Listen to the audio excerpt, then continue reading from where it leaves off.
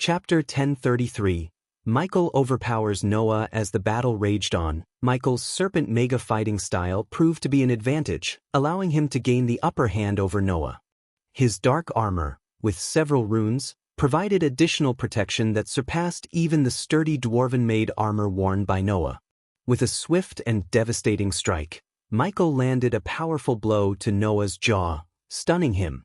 Seizing the opportunity, Michael firmly gripped Noah's face and forcefully drove his knee into Noah's already injured visage. The impact was jarring, causing Noah to stagger backward. Raising his hands, Michael conjured bolts of black lightning, crackling with raw power. The ominous energy surged from his fingertips, resembling twisted serpents as they streaked through the air with deadly accuracy. With a resounding impact, the bolts struck Noah, sending him hurtling downwards through the sky. When Noah descended, his body spiraling toward the ground, Michael unleashed his devastating meteor spell. Summoning the fiery might of the cosmos, he willed a blazing meteor to manifest, hurtling towards Noah with unstoppable force. The flaming celestial object blazed across the sky, leaving a trail of fiery residue in its wake as if the heavens themselves were igniting in anticipation. As the fiery meteor hurtled towards Noah, it left a scorching trail of orange hues across the darkened sky. Its sheer magnitude and radiance cast an eerie glow upon the battlefield below, capturing the attention of all who witnessed its descent. Soldiers locked in combat below paused, their expressions shifting from determination to awe as they looked up, their eyes widening in disbelief. The sight of the impending cataclysm was both mesmerizing and horrifying, as the fiery orb grew larger with each passing second, consuming the sky with its blazing brilliance. With an earth-shattering impact, the meteor crashed down upon Noah, engulfing him in a tempest of flames and debris. The force of the collision unleashed a shockwave that rippled through the air, sending tremors across the battlefield. The town below bore witness to the destructive power of the meteor, its impact decimating the structures in its path. Countless buildings crumbled and collapsed, reduced to nothing more than smoldering ruins. The intense heat melted metal and reduced stone to ash, leaving behind a scarred landscape of devastation. Noah's army, already engaged in a fierce battle with the undead forces, was caught off guard by the meteor's sudden arrival. The relentless onslaught of fire and destruction obliterated vast sections of the undead army, their bodies disintegrating under the overwhelming heat and force. The ground shook beneath their feet as the remnants of the meteor continued its destructive path, leaving a trail of desolation in its wake. Noah! Norvin's anguished cry echoed across the battlefield as he witnessed the catastrophic impact of the meteor on his comrade. Filled with desperation, he attempted to take to the skies, seeking to reach Noah's side. However, his path was abruptly halted by Gaia, who had assumed her fearsome Naga form. Leaving so soon? Gaia hissed, her serpentine tails coiling around Norvin, binding him tightly. Norvin struggled fiercely, desperately trying to break free from her grasp.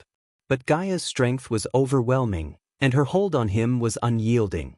With a swift and forceful motion, Gaia propelled Norvin into the air, his body hurtling through the sky. In a seamless transition, Gaia transformed into her human form, her golden bow materializing in her hands. Without hesitation, she drew an arrow, her aim locked onto Norvin's vulnerable form. As the arrow found its mark, a devastating explosion engulfed Norvin, amplifying the impact of the attack. Despite the excruciating pain and the devastation surrounding him, Noah mustered the strength to rise from the wreckage caused by the meteor's impact. His eyes surveyed the destruction and loss of life, fueling a fit of deep-seated anger within him. Blood trickled down his wounds, staining his tattered armor, yet his resolve remained unyielding. With a firm grip and gritted teeth, Noah balled his hand into a tight fist, his anger coursing through his veins. Fueled by his newfound determination, he launched himself upward, soaring toward the darkened sky to confront his brother once more. In the mid-sky, the two brothers engaged in a fierce battle, their contrasting powers colliding with explosive force. Michael unleashed torrents of black lightning, crackling with malevolent energy, while dark beams erupted from his eyes, seeking to engulf Noah in darkness.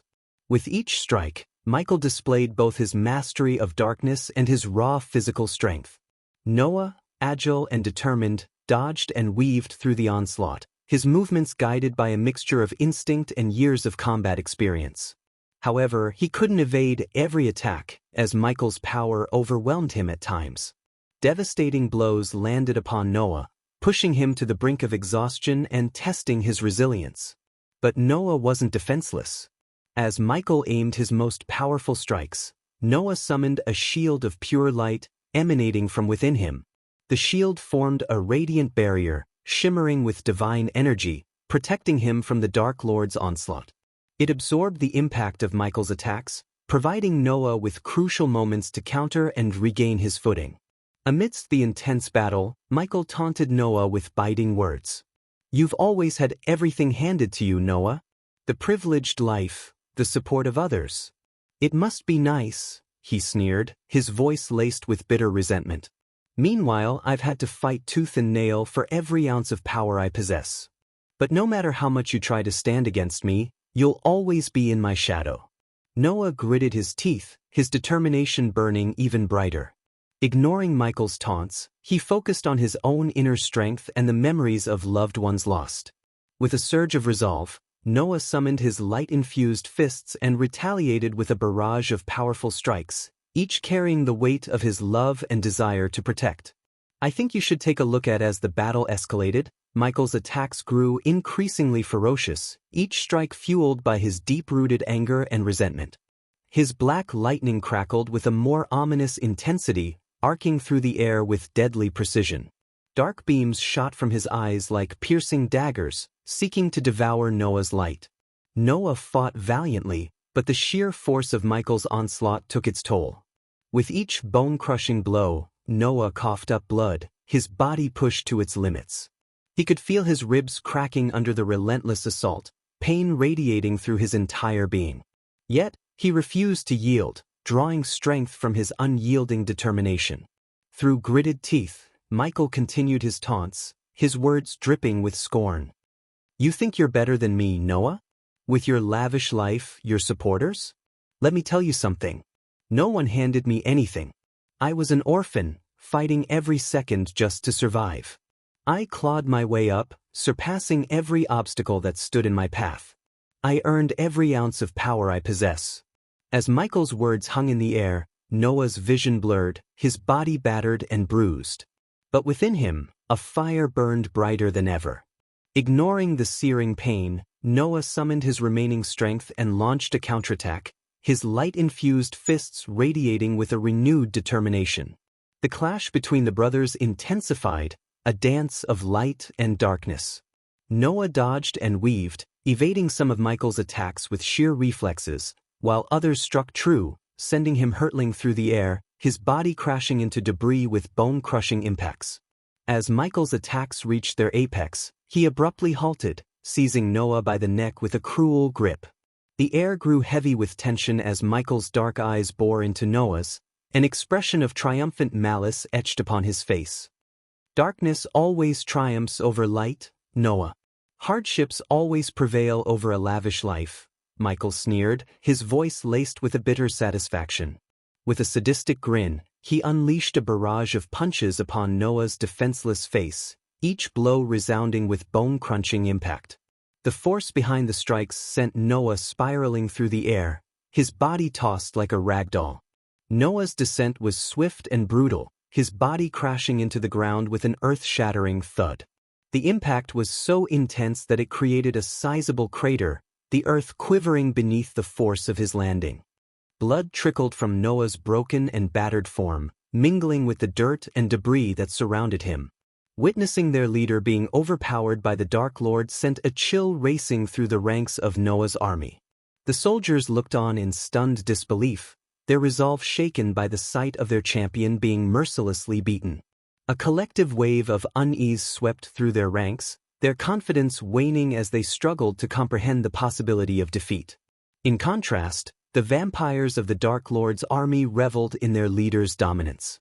Their cheers echoed through the battlefield, a chilling chorus of adulation for their malevolent master. Their eyes gleamed with fervor and anticipation, their loyalty unwavering as they relished in the impending triumph of darkness over light. As Norvin witnessed the brutal assault on Noah at the hands of the Dark Lord, a surge of primal rage coursed through his veins. His body underwent a remarkable transformation, growing in size and strength as he assumed his formidable ape form. With a thunderous roar that reverberated through the battlefield, he pounded his chest, a display of his indomitable spirit.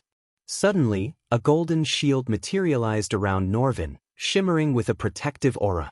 It deflected the barrage of arrows unleashed by Gaia, their deadly trajectory rendered futile against the impenetrable barrier. Norvin's defiant stance grew stronger as he stood undeterred, shielding himself from Gaia's relentless assault. Summoning his primal power, Norvin cast his gaze toward the sky, his eyes blazing with determination. An ethereal fist materialized, crackling with raw energy and divine might. With a resounding impact, he unleashed the devastating punch upon Gaia, an unstoppable force that connected with unrelenting power. The speed and strength of Norvin's punch were unparalleled, catching Gaia off guard. She was sent hurtling through the air, her body twisting and contorting in a violent arc. The impact resonated with an explosive shockwave, leaving a trail of shattered debris in its wake. But when Norvin soared towards Noah, ready to provide his much-needed aid, his path was suddenly intercepted by Eve, who unleashed her electrifying presence. With a mighty swing of her warhammer, lightning crackling and dancing around its formidable form, she struck Norvin square in the face. The impact reverberated through the air, unleashing shockwaves that rippled across the battlefield. Staggered by the forceful blow, Norvin struggled to maintain his balance. Before he could fully recover, Eve swiftly closed the distance between them, relentlessly pursuing him through the sky. In a calculated move, she hurled her hammer with pinpoint accuracy, aiming straight at Norvin's chest. The hammer collided with his torso, delivering a bone-crushing blow that further weakened his resolve. As the battle raged on, the tides began to shift in favor of the Dark Lord. The combined might of Michael, Gaia, and Eve proved to be a formidable force that threatened to overwhelm Noah's army. The dark powers at their disposal grew more potent with each passing moment, casting an ominous shadow over the battlefield. Noah's forces, once filled with determination and hope, now faced the grim reality of an impending defeat. The Dark Lord's influence permeated the air, sending chills down the spines of Noah's soldiers. Chapter 1034. Norvin's death. Michael hovered in the air, his gaze fixed upon Noah, waiting for the opportune moment when he would unleash the devastating power of the god-killing arrows. Deep within his system storage, Michael held 2 of these lethal weapons, while Noah possessed the remaining 5. The Dark Lord yearned for the day when he could claim all 7 arrows, an outcome that would seal Noah's fate once and for all. Yet, Noah refrained from reaching for the arrows. He recognized that he struggled to gain the upper hand in his relentless battle against Michael. The skies above were dominated by their fierce clash, while on the ground below, a grim spectacle unfolded. The once vibrant river town now resembled a desolate battlefield, scarred by the ravages of war. Broken buildings lay in ruins, their skeletal structures testament to the power of Michael's meteor spell that had crashed upon the earth. Lava oozed through the cracks, intertwining with smoldering rocks, casting an eerie glow upon the surroundings. The air was thick with the acrid scent of smoke and the haunting stench of death.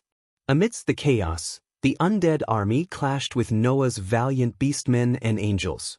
Limbs of the undead littered the scorched landscape, while the fallen bodies of brave soldiers bore witness to the brutality of the conflict.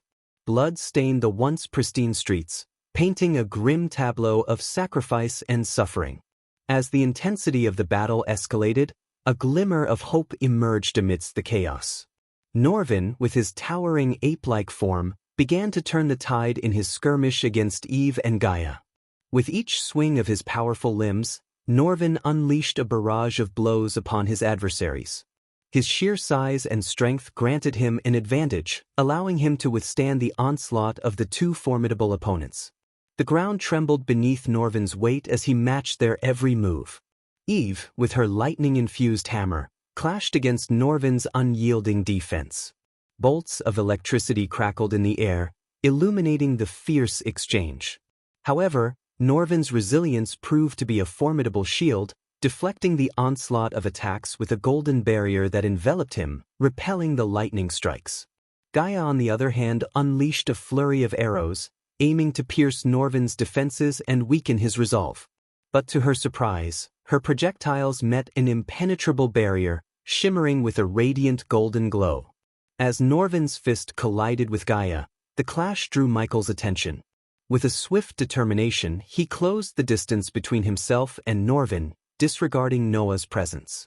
Norvin, standing tall at 15 feet, taunted Michael, "Fight me head-on instead of sending your women to do a man's job." Ignoring the taunts, Michael landed before Norvin, summoning his bone-chilling warhammer, the Doomsbringer. The frigid aura radiating from the hammer caused the temperature to drop significantly. Michael declared with cold determination, "I should finish what Nightmare started," Michael said coldly, his voice carrying an air of determination. With synchronized movements, both Michael and Norvin leaped into the air, their bodies poised for battle. Norvin swung his massive ape-like fist towards Michael, meeting the cold, unyielding metal head of the Doomsbringer. Norvin's hand instantly went numb upon impact, but he didn't falter.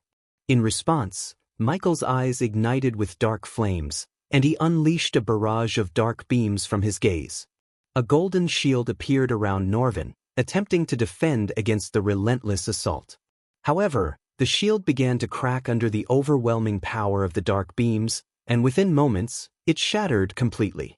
Undeterred, Norvin mustered his strength and seized the warhammer as Michael attempted another strike.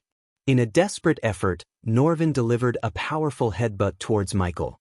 But to his astonishment, the Dark Lord remained unyielding, displaying his formidable resilience. Michael retaliated with a forceful jump, headbutting Norvin with equal intensity, causing the ground to tremble beneath them. The impact sent Norvin hurtling through the ground, leaving a trail of destruction in his wake. Noah lay unconscious, buried beneath the rubble of shattered buildings. Meanwhile, Michael remained completely focused on Norvin, his anger burning within him. The death of his pet dragon, Nightmare, had ignited a fiery rage within Michael. The news of Nightmare's demise had stirred the emotions of those around him. Gaia wreaked havoc upon her own kingdom, Vidora nearly destroyed the Dark Castle in a fit of anger, and Claire and others wept openly. But Michael, devoid of tears, channeled his anger into a fierce determination. It fueled his every move as he dashed towards Norvin. With intense purpose, Michael landed before Norvin, gripping him tightly by his fur before hurling him towards Noah's army, locked in battle against the relentless undead. Above them, one of the intense light orbs shattered, causing the brightness to diminish. Michael glanced upwards, recognizing that Eve had successfully disabled one of the light orbs hidden beneath the dome. As Norvin crashed into a building, reducing it to rubble, Gaia unleashed a relentless barrage of explosive arrows from the sky, further injuring him. Undeterred, Michael, wielding the Doomsbringer, swiftly closed the distance and planted himself firmly upon Norvin's chest. "Now, look into my eyes and taunt me," Michael coldly demanded of Norvin. Rather than responding with words, Norvin emitted a thunderous roar, the sheer force of it causing Michael's hair to be blown back. Yet, Michael stood resolute upon Norvin's chest. "I think you should take a look at raising his Doomsbringer with intent to strike a final blow." Michael's actions were suddenly interrupted by the distant firing of a powerful cannonball. The resounding boom of the cannon drowned out even the fiercest thunderclap, as the fiery projectile soared through the air. The dwarves stood together, their eyes fixed on the unfolding battle between the Dark Lord and their comrades. Their hands trembled slightly as they prepared the powerful cannonball once again, their minds filled with a mix of determination and uncertainty. "Fire the cannon! Let's blast that Dark Lord to oblivion!" One dwarf exclaimed, his voice filled with both hope and anxiety. Another dwarf, however, expressed doubts. "Are we making a terrible mistake? The Dark Lord is no ordinary foe. We may have just drawn his attention towards us." A third dwarf chimed in, "It's true. What can we possibly do against a being at the half-celestial stage? Our cannon is mighty, but it may not be enough to stop him." Yet, amidst their wavering thoughts, One dwarf raised his voice, his eyes fixed on Noah, still lying motionless amidst the chaos. "Noah, wake up. This is your chance to fight back against the Dark Lord. Rise and show him the strength of your resolve." The dwarves exchanged concerned glances, their hearts heavy with worry. They understood the immense challenge that lay before them, but they refused to give in to despair. To their utter disbelief, Michael effortlessly caught the fiery cannonball, reducing it to a mere pile of ash with a tight grip. The dwarves watched in stunned silence as their mighty weapon was rendered useless. The weight of their defeat settled upon their shoulders. Michael's gaze shifted upwards, locking onto Gaia, and with a chilling nonchalance, he commanded, "Kill them all." His voice reverberated through the battlefield, sending shivers down the spines of the dwarves. They turned their gaze towards the distant sky, where lightning flashed behind the Dark Queen, revealing the ominous shadow of a colossal cobra, a testament to her true Naga form. Meanwhile, Norvin, with all his might, tried to dislodge Michael from his chest. However, his efforts were in vain as Michael remained steadfast and immovable. Norvin clenched his fists, summoning ethereal manifestations that pummeled Michael relentlessly from both sides. Yet, Michael showed no sign of yielding, his unwavering stance challenging Norvin's futile attempts. With the Doomsbringer raised high, Michael taunted Norvin, "I will bring Nightmare back from the depths of hell, but Noah won't be able to bring you back." Norvin's roars filled the air as his ethereal fists continued to assault Michael without effect. But Michael remained unperturbed. As the realization of his impending defeat dawned upon him, Norvin slowly turned his gaze towards the rubble where Noah lay buried. Tears welled in his eyes as he faced Michael once more, his voice filled with sorrow. "You were able to defeat Noah because, deep down, he still sees you as his brother," Norvin revealed. Gaia, relentless in her slaughter of the dwarves, prevented any futile resistance while Eve continued her destructive mission to dismantle the remaining light orbs. As a result, darkness encroached upon the battlefield, slowly consuming all in its path. "My death will break that bone and bring back the Noah who went around killing his enemies left and right," Norvin snickered, embracing his impending demise without a trace of fear. Michael parted his lips as if poised to utter something but then closed them again. In the next moment, a shocking and heart-wrenching event unfolded before their eyes. Without hesitation, Michael brought down the Doomsbringer upon Norvin's head, caving in his mighty ape skull. Blood and fragments of bone sprayed across the battlefield, painting a gruesome scene. Norvin's body convulsed while Michael stood amidst the carnage, drenched in Norvin's crimson lifeblood. The sight of Norvin's cruel demise struck Noah's army with a paralyzing shock, freezing them in disbelief and despair. As if the shocking events weren't enough, Michael activated his soul-eating skill, his eyes glowing with a sinister light. A wispy, white smoke began to emanate from Norvin's lifeless body, slowly snaking its way toward Michael's open mouth. This ethereal smoke carried Norvin's soul and life energy, a macabre feast for the Dark Lord. With each passing moment, Norvin's once mighty form began to shrink and wither, like a wilting flower drained of its essence. In a matter of mere moments, Norvin's body transformed into a desiccated mummy, a hollow shell devoid of life. The sight sent a chill through the hearts of Noah's army as they witnessed the terrifying display of Michael's power, his ability to consume the very essence of a fallen warrior. It was a chilling reminder of the depths of darkness that Michael was capable of descending into. "Now this is a feast befitting the Dark Lord." Michael's voice resonated, his once human tone now twisted and steeped in darkness.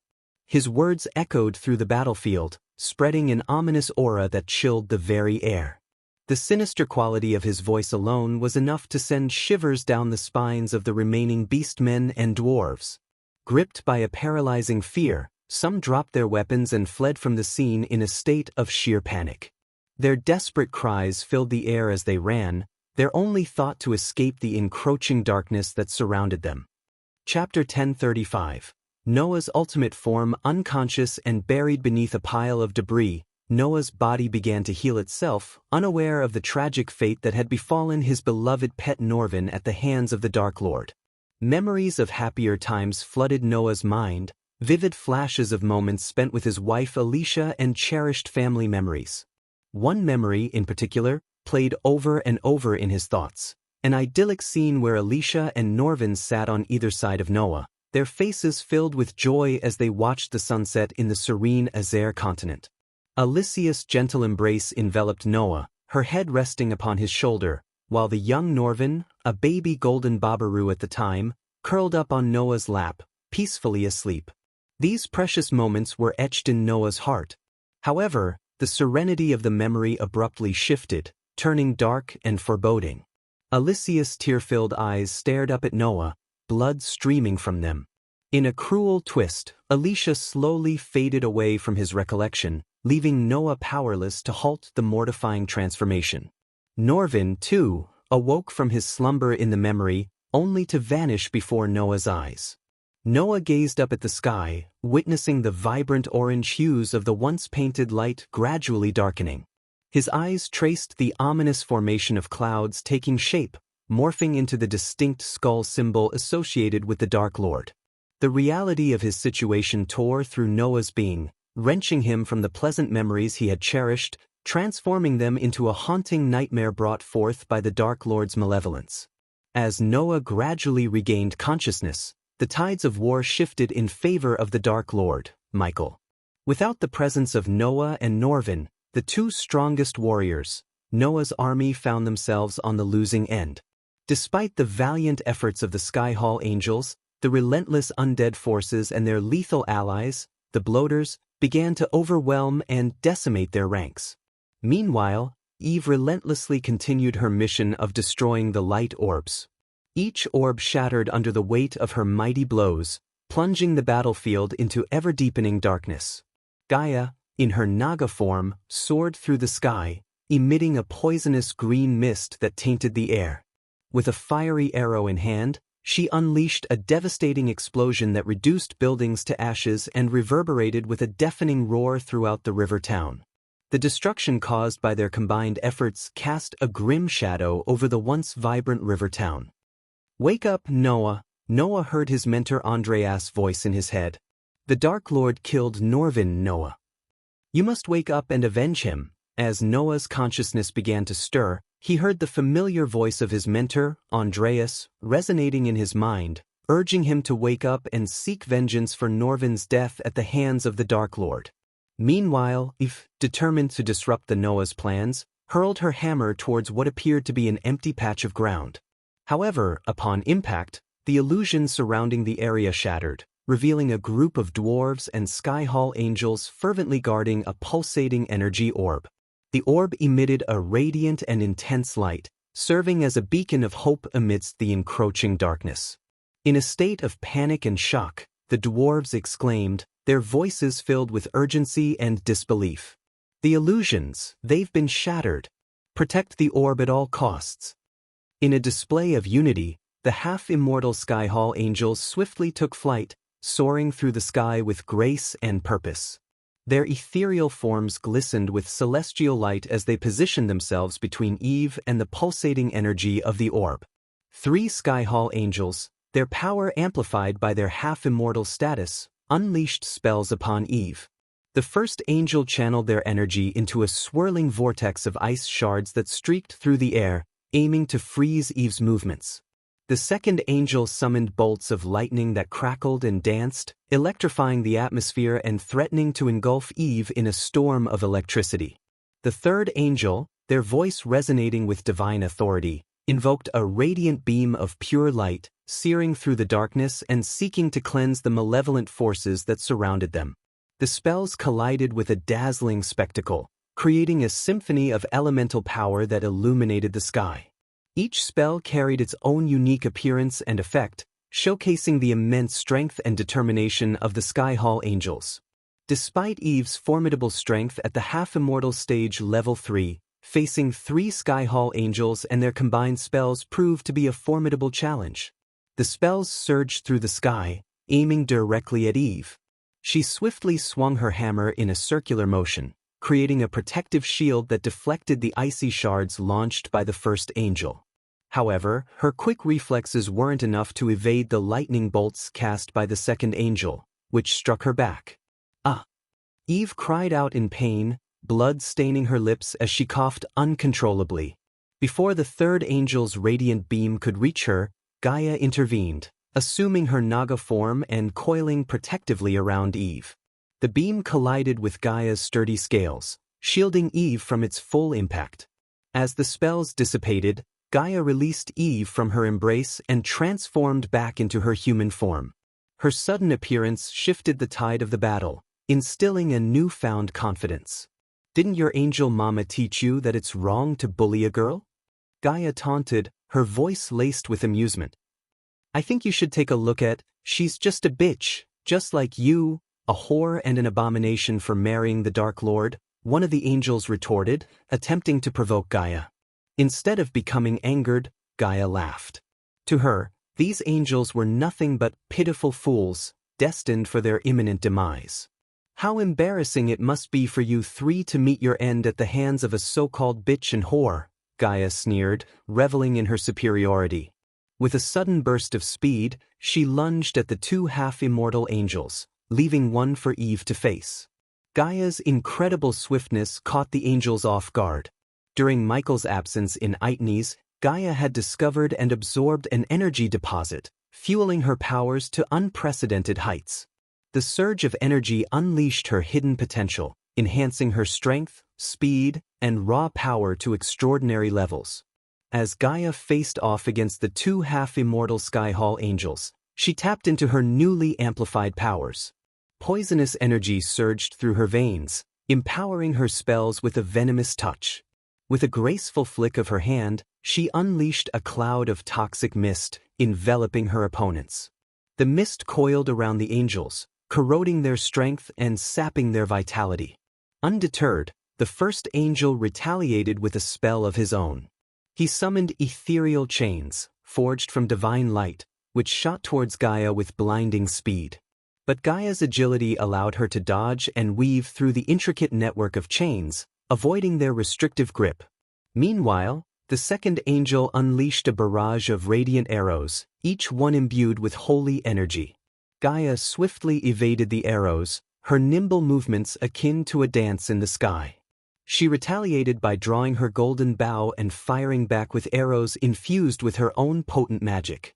Each arrow found its mark, causing explosive bursts of energy upon impact. The clash between Gaia and the Skyhall angels shook the battlefield. Buildings crumbled beneath their powerful spells, reducing Noah's army and the undead horde to mere collateral damage in their fierce confrontation. The ground quaked as shockwaves rippled through the once serene town, leaving trails of destruction in their wake. Amidst this chaos, Eve engaged in her own aerial duel with the remaining Skyhall angel. Bolts of lightning crackled from her hammer, surging through the sky with dazzling brilliance. She summoned storms of electricity, their raw power threatening to tear the heavens asunder. The angel countered with shields of divine energy, attempting to deflect the electrifying onslaught. Thunderous clashes echoed through the air as their spells collided, illuminating the darkened sky. The battle between Gaia, Eve, and the Skyhall angels transcended mere physical combat.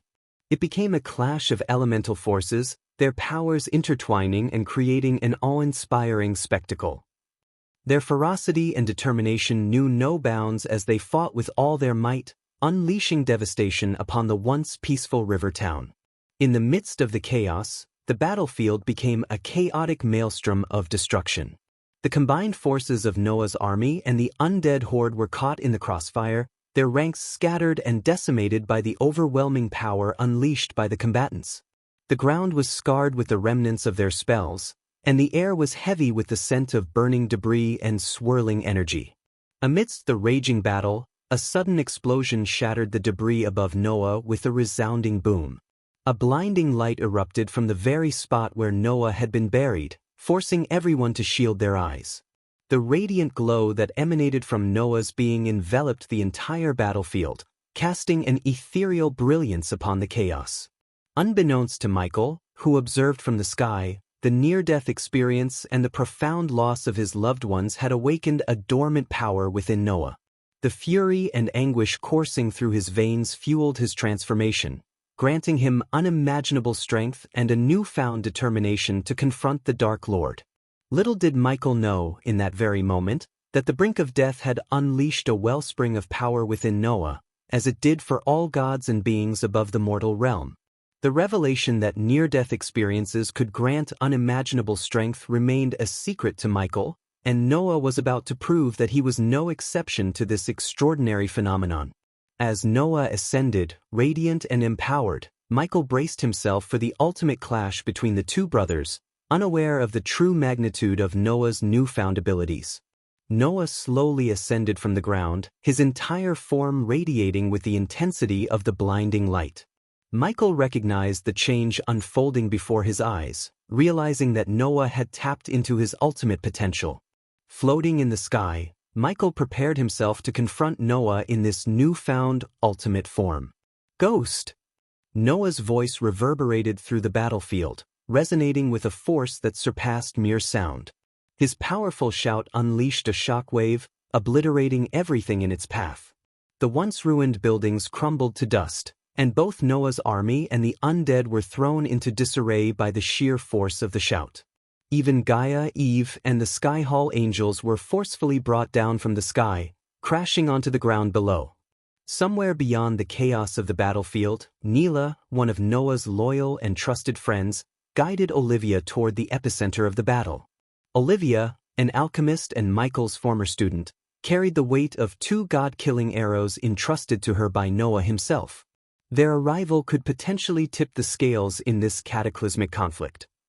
Chapter 1036. Using the god-killing arrows, Noah emerged from the debris, his radiant form shining like a miniature sun. The darkness that Eve had cast upon the battlefield with the destruction of the light orbs was instantly dispelled by Noah's presence. He exuded an undeniable aura of the god of light, absorbing the arch and celestial energy that surrounded him. With this surge of power, the energy dome encasing Rivertown cracked and shattered, unable to contain Noah's divine might. Meanwhile, Michael activated the death range, causing the surrounding area to plunge into darkness. Storm clouds roiled above him, unleashing thunderous claps and torrential rain. The opposing forces of intense light and pitch-black darkness clashed, setting the stage for the ultimate battle between the god of light and the god of darkness.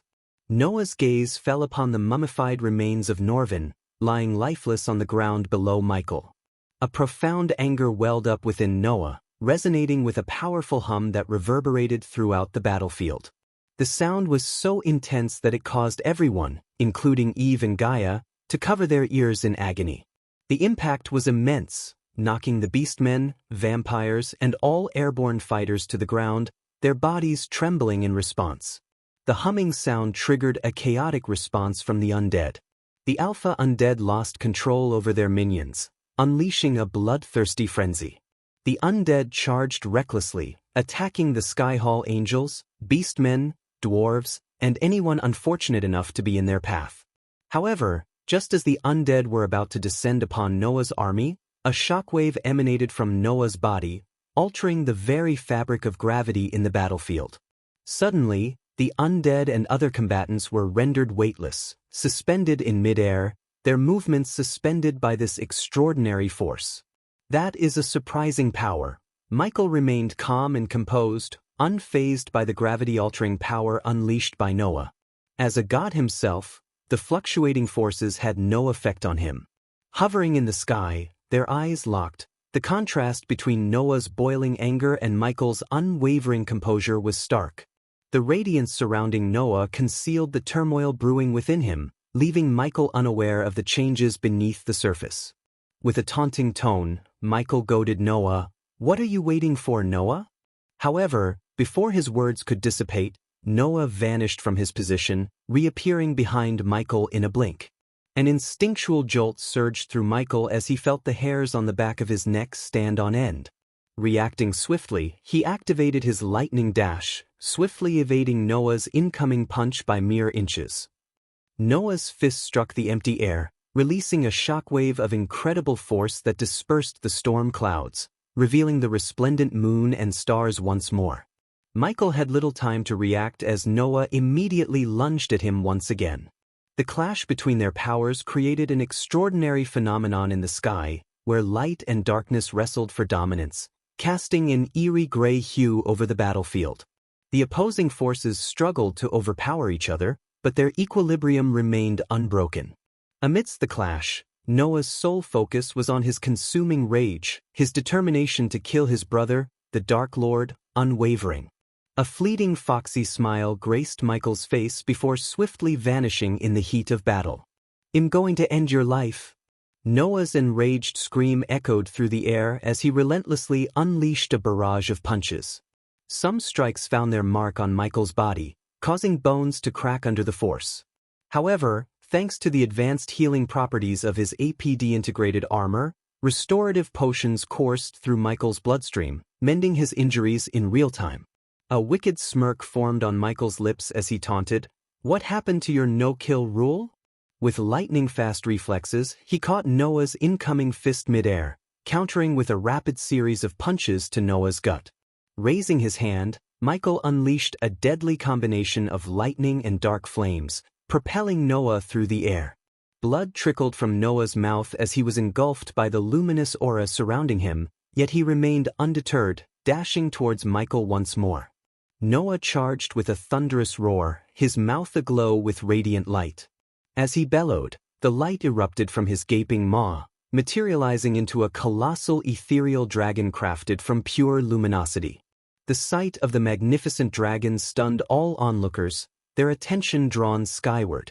The beast's ferocious roar resounded through the battlefield as it soared towards Michael, jaws poised to snap shut.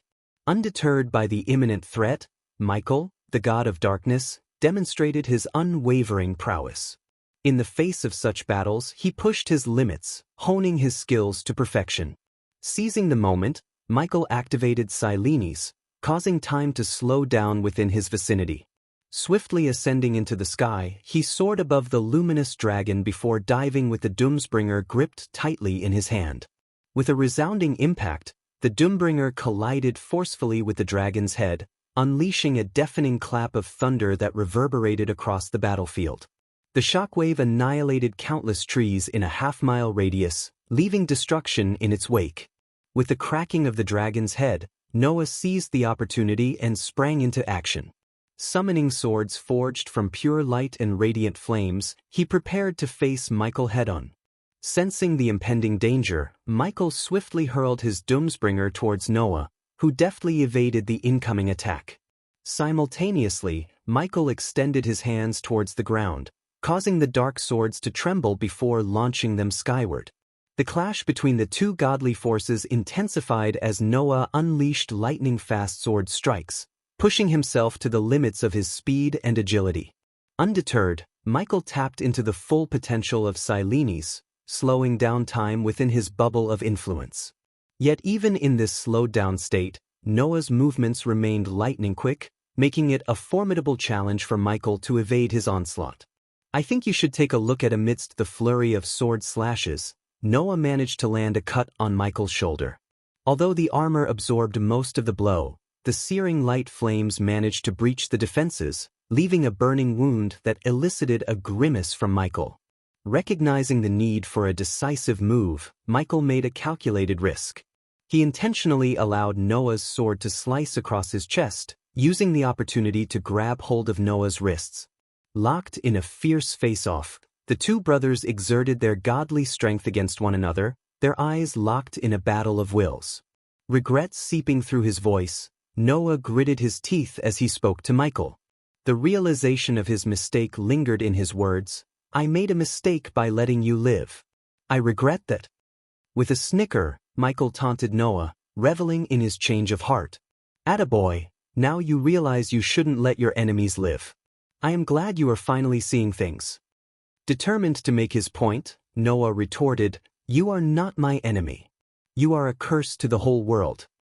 Unleashing his frustration, Noah launched a powerful headbutt towards Michael, who in turn cracked his neck and reciprocated with a headbutt of his own. As the two brothers clashed, each headbutt sent shockwaves rippling through the sky, cracking the ground beneath them. In the midst of their confrontation, Neela and Olivia soared through the sky, witnessing the cataclysmic battle between two godly beings. Olivia carried the 2 god-killing arrows entrusted to her by Noah, a strategic move to prevent the Dark Lord from gaining complete control. In a split second, the dark swords defied the gravity distortion caused by Noah's power. Sensing the opening, Michael released Noah's wrists, swiftly grasping one of the dark swords and driving it into Noah's gut. Simultaneously, a sharp pain surged through Michael's own abdomen, realizing that Noah had retaliated by plunging a sword into his own gut.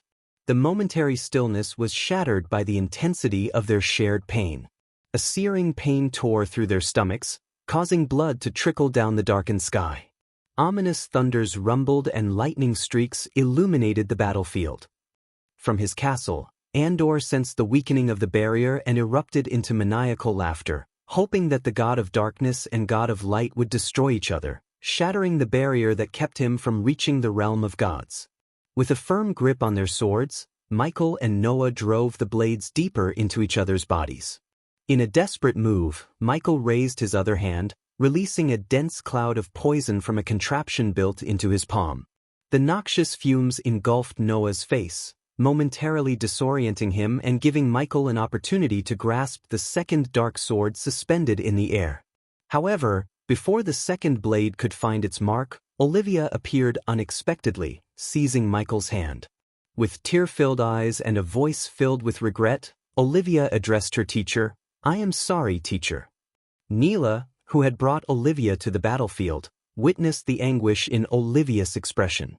It was clear that betraying her teacher pained Olivia to the core. Taking advantage of the distraction caused by Olivia's intervention, Noah swiftly flicked his wrist, producing a god-killing arrow.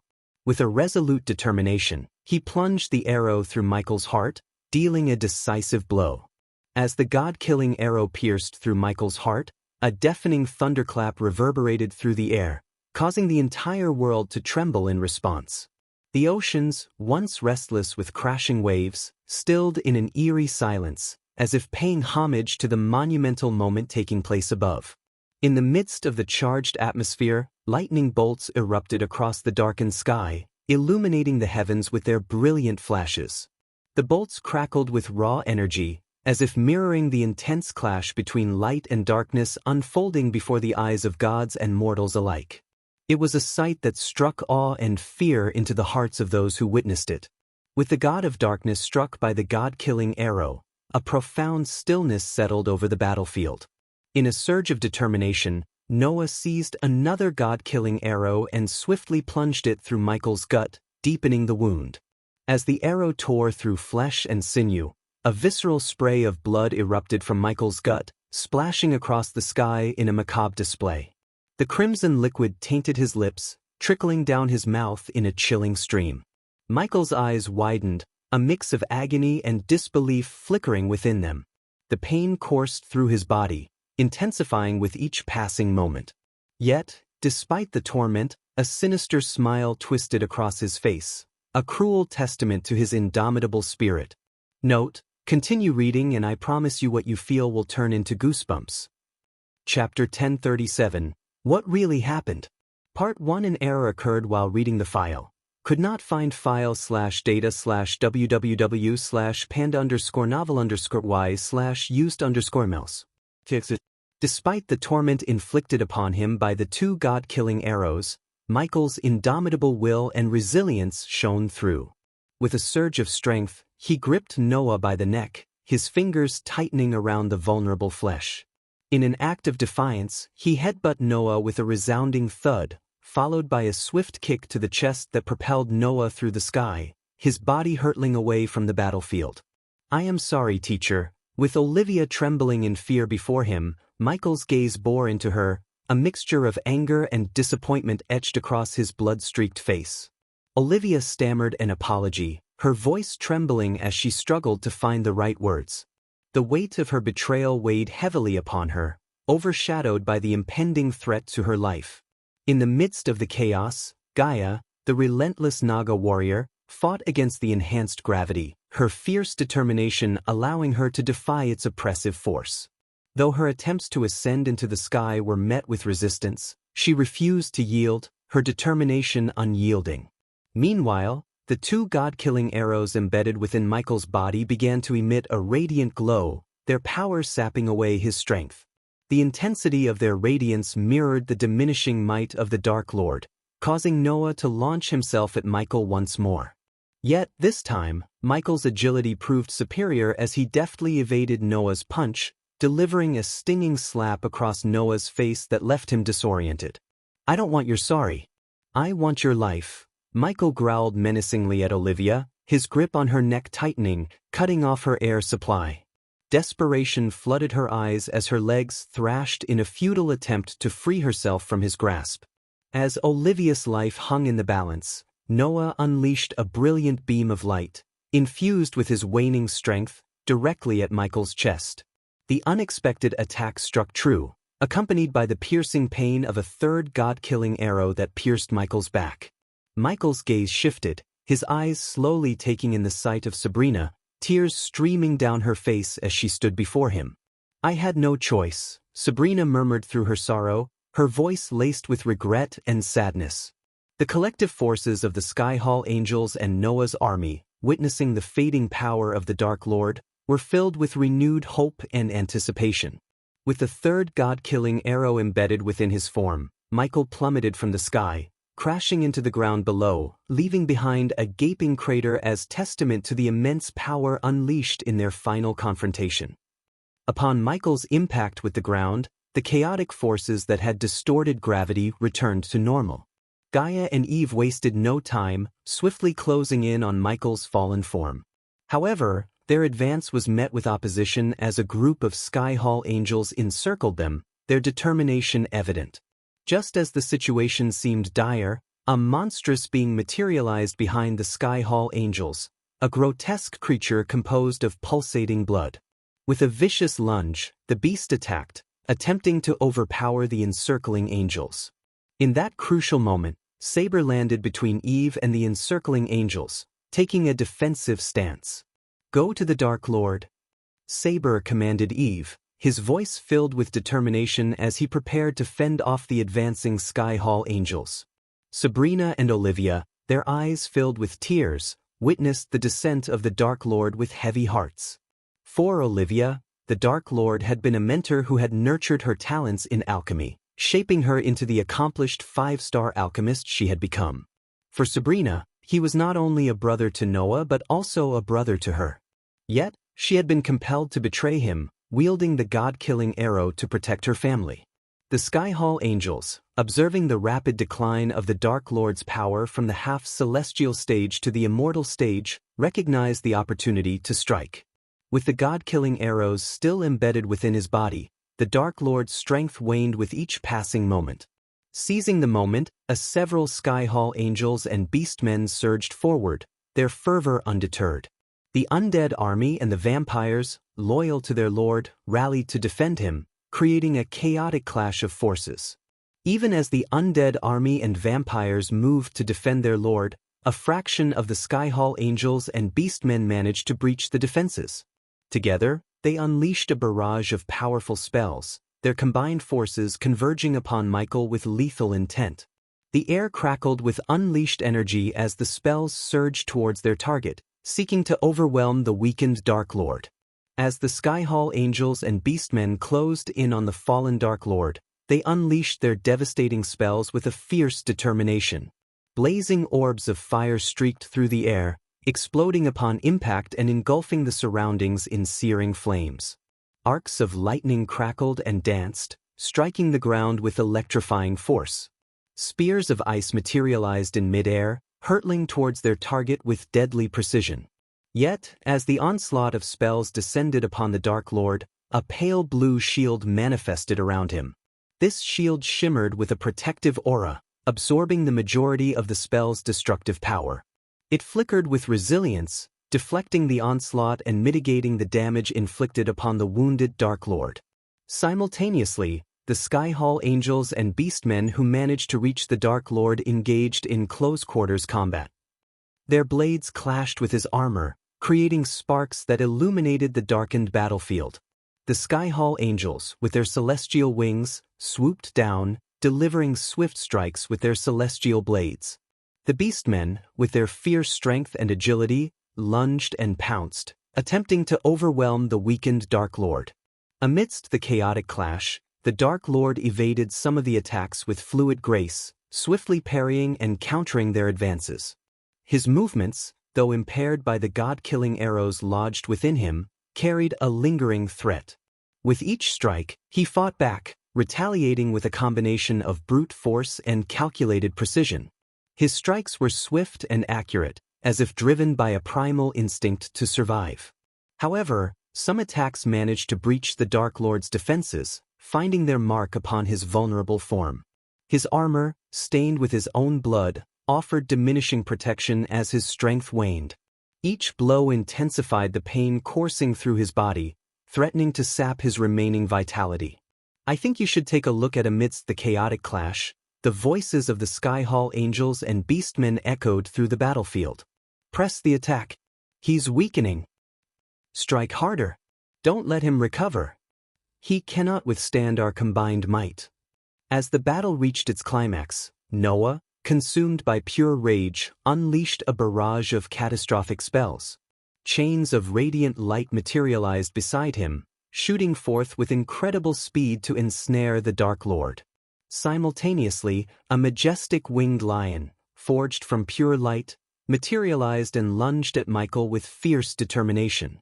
The third spell Noah conjured resembled Michael's devastating meteor spell, but instead of fiery projectiles, Noah summoned 3 spheres of scorching light enveloped in radiant flames. The combined force of these spells struck Michael simultaneously, causing a tremendous explosion that sent shockwaves rippling through the battlefield. The resulting dust storm engulfed the area, obscuring the view and disorienting both armies. Seizing the opportunity, Noah summoned the remaining god-killing arrows, a manifestation of his determination to end the Dark Lord's life. Hands made of brilliant light materialized around Noah, each grasping a god-killing arrow. With the arrows in his possession, Noah descended from the sky, his intent clear, to deliver the final blow to the Dark Lord. Amidst the chaos, a sudden explosion of lightning illuminated the battlefield where Eve was locked in combat. Witnessing the overwhelming assault on her best friend, the Dark Lord, Eve's fury ignited within her. Her anger transformed into an intense surge of power as she leaped into the air, descending upon the ground with her hammer poised to strike. The resulting shockwave sent her adversaries hurtling through the air, their bodies flung aside with great force. Meanwhile, Saber, leading his vampire forces, charged at the surrounding Skyhall angels and beastmen, proving himself to be an exceptionally formidable opponent. With every drop of blood he consumed, Saber's strength and speed increased exponentially, turning him into an unstoppable force on the battlefield. On the other hand, Gaia surged forward like an unstoppable force, leaving a trail of devastation in her wake. Her ferocity knew no bounds as she tore through the ranks of the Skyhall angels and beastmen, their bodies no match for her ruthless onslaught. Limbs were ripped apart, and the ground became drenched in a macabre display of blood and shattered wings. The piercing cries of Gaia's victims reverberated across the battlefield, a haunting testament to her unrestrained power. However, as Gaia neared the area where Noah's spells had struck, Noah clenched his hands together, conjuring a luminous orb of light. The pulsating sphere radiated with escalating energy, growing more potent with each passing moment. With a swift motion, Noah hurled the orb toward Gaia, and upon impact with the ground, it erupted in a cataclysmic explosion. Witnessing the devastating attack on her dear friend, Eve's heartache transformed into an eruption of anger. She sprinted toward Gaia, her voice roaring with defiance. But the Skyhall angels capitalized on the distraction, converging upon Eve from all directions. Despite her valiant struggles, the numbers overwhelmed her as 20 to 30 Skyhall angels and beastmen closed in, forcibly subduing her. Their grip tightened, rendering her powerless against their combined strength. In a calculated move, the Skyhall angels conjured a swirling vortex of chakra, positioning it directly above Eve's head. The chakra spun rapidly, releasing wisps of smoke that entered Eve's consciousness, rendering her unconscious and silencing her defiance. As the smoke dissipated, the battered figure of the Dark Lord stood before them. His armor was in tatters, splattered with his own blood. His weary eyes struggled to stay open, his wavering stance indicating his impending collapse. It was a sight that conveyed the toll of the battle upon him. However, Noah seized the opportunity, landing behind Michael with astonishing speed and thrusting another god-killing arrow into his already wounded form. The hands of pure light created by Noah moved in a blur, delivering swift and precise strikes as the god-killing arrows pierced Michael's body. Each strike resounded with a thunderous clap, the accompanying flash of lightning illuminating the sky. In a final desperate attempt, Gaia lunged at Michael, her own body battered and bloodied. Despite her injuries, she sought to deliver a decisive blow. Her hand appeared twisted, and crimson streams trickled from her wounds. Michael, despite being pierced by the god-killing arrows, intercepted Gaia, his grip tight as he locked eyes with her. Gaia collapsed onto Michael, their bodies entwined, as Noah unleashed the last and ultimate god-killing arrow, piercing through both their hearts. At that moment, the darkness that had shrouded the battlefield began to recede, allowing the gentle rays of the rising sun to illuminate the horizon. Michael plummeted to the ground, cradling Gaia in his embrace, while Sabrina and Olivia stood nearby, witnessing the fall of the Dark Lord. As Michael's body made contact with the earth, the god-killing arrows pulsated with an intense surge of energy. Then, in a climactic finale, the god-killing arrows erupted in a magnificent explosion, engulfing the Dark Lord's form in a mist of crimson. Noah gazed up at the emerging sun, a symbol of a brighter future now that the Dark Lord had been vanquished. Noah, having finally exacted his revenge upon the Dark Lord for the deaths of Alicia and Norvin, sank to his knees. As the radiant light surrounding him subsided, the true extent of the damage inflicted upon Noah became evident. His body was covered in bruises, blood seeping from numerous wounds. His once majestic armor now lay in tatters, a testament to the fierce battle he had endured. With the defeat of the Dark Lord, Saber took to the skies, his vampire followers vanishing alongside him. Ilara, fueled by a desire for justice, attempted to pursue the fleeing vampires, but Noah commanded her to stand down. "Let them go," Noah said, his voice weary but resolute. "It's over." As the dust settled and the chaos of battle subsided, Noah let out a sigh of relief. The long and arduous struggle had finally come to an end. Get ready for some goosebump moments. Chapter 1038, What Really Happened? Part 2. An error occurred while reading the file. Could not find file/data/www/panda_novel_y/used_mouse. 3 days after the defeat of the Dark Lord, a festive atmosphere filled the air as the world celebrated this momentous occasion. However, in Rivertown, where the final battle had taken place, and among the people of Gondolin who had remained indifferent to the war, there was no such revelry. In the midst of this, Penn Town was adorned with golden threads, vibrant lanterns, and an array of dazzling fireworks that illuminated the daytime sky. The townsfolk didn't mind the unusual timing and enthusiastically set off thousands of firecrackers and fireworks, rejoicing in the triumph of their beloved Lord Noah over the Dark Lord. Distinguished figures and leaders from all corners of the realm arrived at Penn Town to partake in the grand celebration hosted by Noah at his opulent residence, Winston Manor. The manor itself was a sight to behold, bedecked with colorful lights, shimmering lanterns, and intricately woven golden decorations. The entrance to the manor was lined with a red carpet, where people eagerly gathered, their cheers resounding like thunderclaps.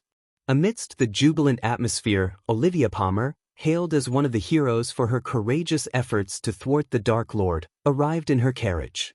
The carriage gracefully made its way through the sea of people, who stood on either side of the red carpet, offering their cheers and adoration.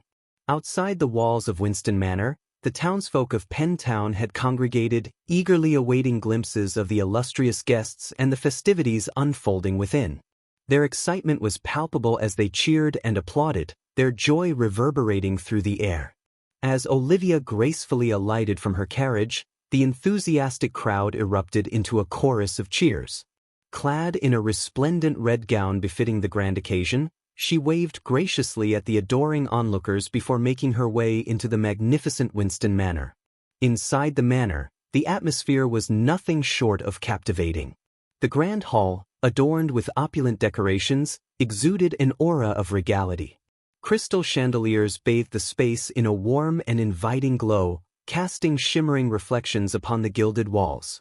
Elaborate tapestries depicting scenes of valor and triumph adorned the halls, adding an air of historical significance to the surroundings. Olivia followed the elegantly adorned corridors, guided by the gentle melodies of live music that floated through the air. The sound of joyful conversations filled the spaces as she navigated her way towards the grand hall, where the esteemed guests had gathered. As she entered the grand hall, her presence commanded attention. World leaders, including King Bredia, Noah's cousin Andrews, Yasmin Winston, Noah's sister Sabrina Winston, and Andrew's wife, Princess Catherine, daughter of King Bredia, were in attendance. Princess Catherine's 2 children added a touch of youthful exuberance to the gathering. The grand hall itself was a spectacle to behold. Lavish draperies adorned the walls, complementing the majestic artwork displayed throughout. The long dining tables were adorned with exquisite floral arrangements and fine silverware, promising a feast fit for kings. The air was filled with an intoxicating blend of tantalizing aromas from the meticulously prepared dishes, teasing the senses and whetting the appetite. Amidst the mingling guests, Olivia greeted familiar faces with warmth and grace, exchanging pleasantries and sharing in the collective joy of this momentous occasion. As Olivia entered the manor, she was greeted by Neela, one of Noah's trusted allies and an esteemed member of his elite guard. Neela approached Olivia with a respectful nod. "Lady Olivia, Lord Noah is waiting for you," Neela informed her. Understanding the purpose of their meeting, Olivia nodded in acknowledgement. She and Neela both knew that their destination lay deep within the labyrinthine corridors of Winston Manor. "Lead the way," Olivia gestured, following Neela as they discreetly slipped away from the bustling crowd. They ventured through hidden passages and descended a gloomy staircase, their footsteps echoing in the somber silence. The path to the dungeon prison felt ominous, with dimly lit torches casting flickering shadows along the cold stone walls. Reaching the entrance of the dungeon, Neela revealed a nondescript brown door concealed behind an illusion. With a simple motion, the door swung open, revealing the bleak confines that awaited them. The air grew heavy as they entered, the atmosphere thick with a sense of captivity. Within the dungeon, Olivia's eyes fell upon Noah, who stood before a row of glass tubes, each containing a captive individual. Among them was Ricky, her former lover, confined within a special cage designed specifically to hold the Dark Lord's surviving subordinates. A sigh escaped Olivia's lips as she observed his unconscious form. The glass tubes contained other prominent subordinates of the Dark Lord, including Adelia Wraith, Maxine, Tiberius, Titus, Optimus, and Trista. They remained motionless, unaware of their impending fate at the hands of Noah. "Noah," Olivia greeted him as he turned to face her. Noah's face bore the evidence of the intense battle he had endured. Bruises marred his features, and a walking cane supported his weakened body. The strain of wielding the god-killing arrows and the wounds inflicted by the Dark Lord's dark flames had taken their toll. "I thought you should have a final opportunity to see Ricky before we carry out their sentence," Noah explained, his voice tinged with a mix of determination and weariness. Neela observed Olivia's shocked expression, sensing the turmoil within her. "Sentence? Noah, I believed we were planning to imprison them," Olivia responded, her voice betraying her deep-seated astonishment. Noah's gaze held a resolute conviction as he spoke. "I do not wish to subject them to the cruelty of the Sky Hall. Handing them over would only result in prolonged suffering. What I offer is a swift and painless end, sparing them from a lifetime of torment for the crimes committed by the Dark Lord," Noah explained, his words filled with a somber gravity. Olivia's lips parted to voice her objections, but her words faltered before they could escape. She realized that Noah's perspective held a painful truth she couldn't deny. Though her heart ached for Ricky and she longed for Noah to spare him, she understood the difficult choices he had to make. In the grand scheme of things, a swift death was a merciful alternative compared to the cruelties the Sky Hall would inflict upon them. With a heavy heart, Olivia approached the glass cage containing Ricky, her hand tenderly pressed against the cold surface. "Ricky, you should have left Ghost when you had the chance. We could have built a future together," she whispered, tears streaming down her cheeks. Concerned for the fate of the remaining Dark Lord subordinates, Olivia turned her attention to Noah, seeking answers. "What about the others, Noah?" she inquired, her voice filled with genuine curiosity. Noah's response was resolute yet tinged with a sense of understanding. "The undead and vampires have been confined within a separate pocket dimension, under the care of the Sky Hall. As for the remaining subordinates, they are scattered and without leadership. We will track them down in due time," Neela interjected, offering a response to Olivia's question. Eager to uncover the fate of her dear friend, Olivia voiced her concerns regarding Eve Voldegard, the Dark Lord's closest ally. "And what of Eve?" Olivia's voice trembled with a mix of curiosity and sadness.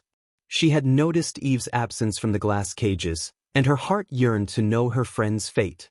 Neela's response held no trace of sympathy, displaying her unwavering resolve.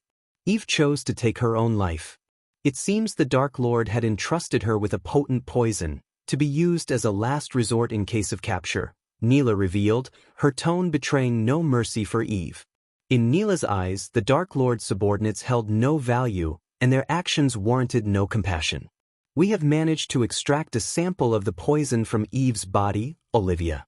I need you to replicate it in order to ensure a painless death for them." Noah's voice echoed with a hint of urgency. Olivia, still engrossed in her sorrowful gaze upon Ricky, responded without turning around. "I think you should take a look at, why can't you do it yourself?" "You're just as skilled an alchemist as I am," Olivia questioned, her voice filled with a mix of curiosity and concern. Noah's response was laced with a tinge of helplessness. "I cannot. This poison was created using Ghost's unique recipe. Only you possess the knowledge to replicate it," Noah explained, his words resonating with the weight of necessity.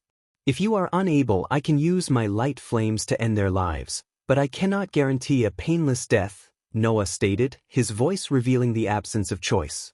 Olivia, absorbing Noah's words, took a deep breath, steeling herself for the task at hand. "I will do it.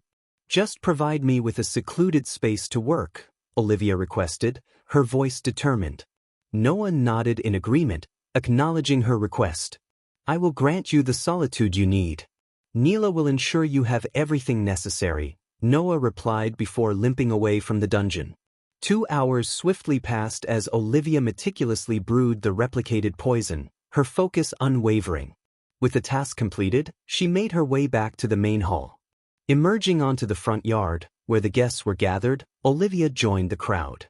A stage, adorned with the glass cages containing the Dark Lord's subordinates, had risen from the ground. As she awaited her cue, Noah finally appeared on the stage, greeted by thunderous cheers from the assembled crowd. The crowd erupted in cheers and applause, their voices reverberating through the air. "Hail Lord Noah, the vanquisher of darkness. Praise be to the one who defeated the Dark Lord. Lord Noah, you have saved us all." The resounding cheers echoed around Penn Town, an outpouring of gratitude and admiration for their savior.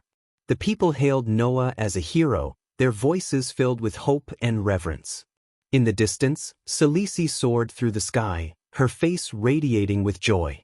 She had achieved her goal of eliminating the Dark Lord, eagerly anticipating her master's journey into the realm of gods, where she was destined to accompany him. Meanwhile, Noah stood before the gathered crowd, acknowledging their cheers and applause. With a humble smile, he raised his hand, signaling for silence. As his hand ascended, a hush fell over the crowd, their attention solely focused on Noah. Taking a deep breath, Noah began his speech, his voice resonating with sincerity. "My friends, today we celebrate a great victory over the Dark Lord, but let us not forget that darkness does not reside solely within one individual." Noah addressed the crowd, his words capturing their attention. "We all possess a shadow within us, capable of darkness and evil. It is a part of our nature. But it is through our choices, our actions, and our kindness that we can overcome this darkness, Noah continued, his voice filled with conviction. He urged the crowd to reflect on their own flaws and the importance of self-improvement. We must strive to be better, to do better, if we are to prevent the rise of another Dark Lord. Each and every one of us has the power to make a difference, to bring light to the world, Noah emphasized, his gaze sweeping across the faces of the people before him. His words resonated with the listeners as they contemplated the significance of their individual contributions in creating a brighter future. The crowd listened attentively, their hearts stirred by Noah's call for self-reflection and personal growth. They understood that it was not only the defeat of the Dark Lord that mattered but also their own commitment to kindness and compassion in their daily lives. Noah gazed upon the glass cages, his expression filled with a mix of regret and resolve. He spoke to the gathered crowd, his voice carrying a tone of compassion and understanding. "I regret having to impose this death sentence upon them. But I do so out of mercy," Noah confessed, his words punctuated by a heavy sigh. "I have prepared a poison that will dissolve within the glass cages, ending their lives swiftly and painlessly. Once their souls have departed, I will use my light flames to burn their bodies." The crowd listened in somber silence as Noah continued, his voice filled with determination. "This is not an act of vengeance or cruelty. It is an act of kindness. These individuals, once loyal to the Dark Lord, are now condemned to suffer a fate worse than death if they were to fall into the hands of higher authorities. I offer them release from that fate." Olivia watched as Noah nodded, signaling to Neela, who stood beside a lever on the side.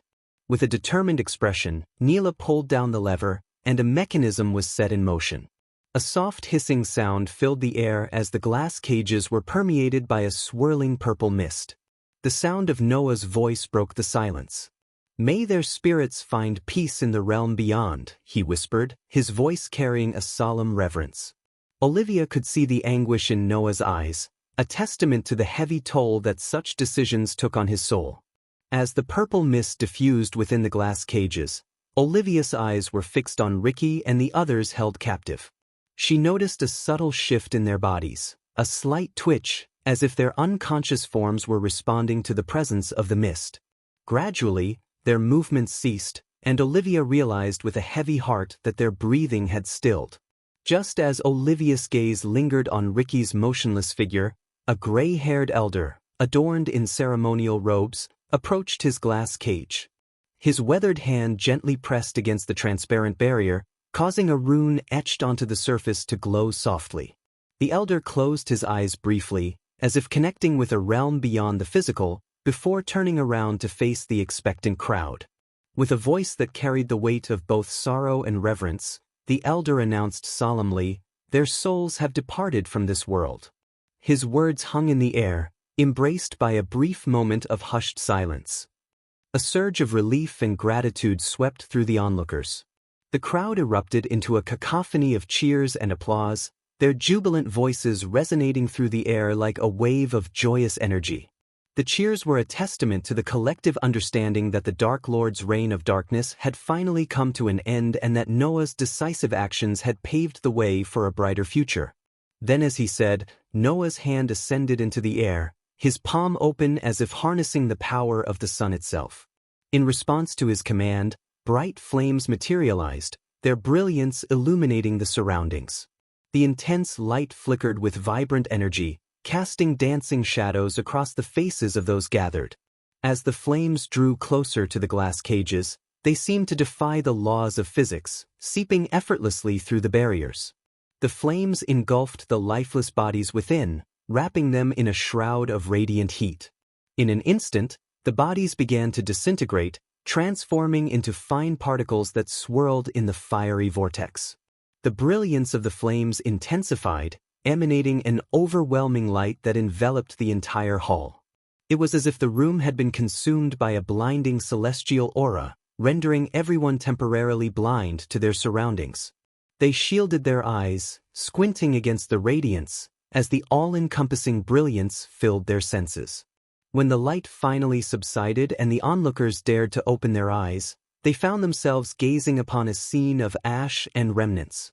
The once prisoned bodies of the Dark Lord's subordinates had been reduced to nothing more than a fine powder scattered across the floor. The air carried a faint trace of their existence, a bittersweet reminder of lives extinguished. Chapter 1039. What really happened? Final amidst the lively festivities, Olivia spotted Lord Information amidst the crowd. She approached the elf with a warm smile, extending her greetings. Lord Information, it's a pleasant surprise to see you here. I didn't think you would come, Olivia said, her voice filled with genuine warmth. Lord Information turned to face her, a bright expression on his face. He knew the significance of his role in the recent events, having aided Noah with crucial information that ultimately led to the Dark Lord's defeat. Why wouldn't I be here? This is a momentous occasion, a celebration of the Dark Lord's downfall, Lord Information replied, a glass of wine in hand. He began strolling through Lady Diana Winston's magnificent garden, inviting Olivia to join him. They walked side by side, engaging in a pleasant conversation. I am sorry for your loss, Lady Olivia. Lord Information expressed his condolences for Olivia's loss, understanding the pain she must be feeling after losing Ricky, her former lover. Olivia sighed, acknowledging his words with a sense of regret. I hope he finds peace, Olivia responded, her voice carrying a tinge of melancholy. Lord Information shifted the topic, curious about Olivia's future plans now that the Dark Lord had been vanquished. He acknowledged Olivia's exceptional talent as an alchemist, recognizing that her skills rivaled even those of the Dark Lord himself. What are your future plans now, Lady Olivia? With the Dark Lord no longer a threat, you stand as one of the most esteemed alchemists in the world. Say what you want about the Dark Lord, but his knowledge in alchemy was unparalleled, except perhaps by one man who is not present, Lord Information remarked, alluding to Noah's own prowess in the field. Olivia pondered the question, her footsteps gently guiding her along the dazzling flower beds that flourished beneath the shimmering night sky. She considered a future filled with tranquility, a life of peaceful solitude. To be honest, I have no idea. Perhaps I will find a place to settle down and spend the remainder of my days in peace and quiet, Olivia replied, her voice filled with a hint of longing for a life away from the chaos and turmoil of the past. After pondering for a moment, Olivia shared her intentions with Lord Information. I have plans to assist Noah in rebuilding Rivertown. The people of Rivertown deserve to have their homes restored after the devastating final battle between Noah and the Dark Lord, Olivia revealed, her voice filled with determination to aid those in need. However, her hopeful aspirations were soon met with unfortunate news as Lord Information interjected, delivering a somber revelation. Unfortunately, Lady Olivia, the Sky Hall has made the decision to close off Rivertown. The aftermath of the battle, including the radiation emitted by the god-killing arrows and the residue left behind, has rendered the area highly hazardous, Lord Information disclosed, shedding light on the grim aftermath of the clash between the two powerful entities. Shaken by this revelation, Olivia's concern for the displaced residents of Rivertown grew stronger. But where will the people go? What will happen to them? Olivia questioned, genuine worry etched on her face. They will be relocated to Breedia. However, we both know the history between the Dark Lord and King Breedia. Considering the Dark Lord's affection for the people of Rivertown and their devotion to him, it is unlikely that King Breedia will treat them fairly. They may find themselves living as almost slaves, with homes and no collars around their necks, Lord Information explained, his words painting a grim picture of the fate awaiting the Rivertown residents. Olivia's mind raced, recalling the incident when her teacher, the Dark Lord, had nearly beaten King Breedia to a pulp in his very throne for attempting to harm the people of Rivertown. Now, with the Dark Lord defeated, King Breedia's vindictive nature seemed to have resurfaced, seeking revenge on those whom the Dark Lord held dear. Curiosity piqued, Olivia inquired about Noah's awareness of the situation. Does Noah know about this? She asked, hoping for a glimmer of hope. Lord Information nodded solemnly, his expression mirroring Olivia's concern. Yes, he is well aware. Unfortunately, he is left with no viable alternatives. No kingdom would readily accept the people who once worshipped the Dark Lord as immigrants. Noah may have emerged victorious in defeating the Dark Lord and earned the title of hero, but he lacks the resources and political power to accommodate the displaced residents.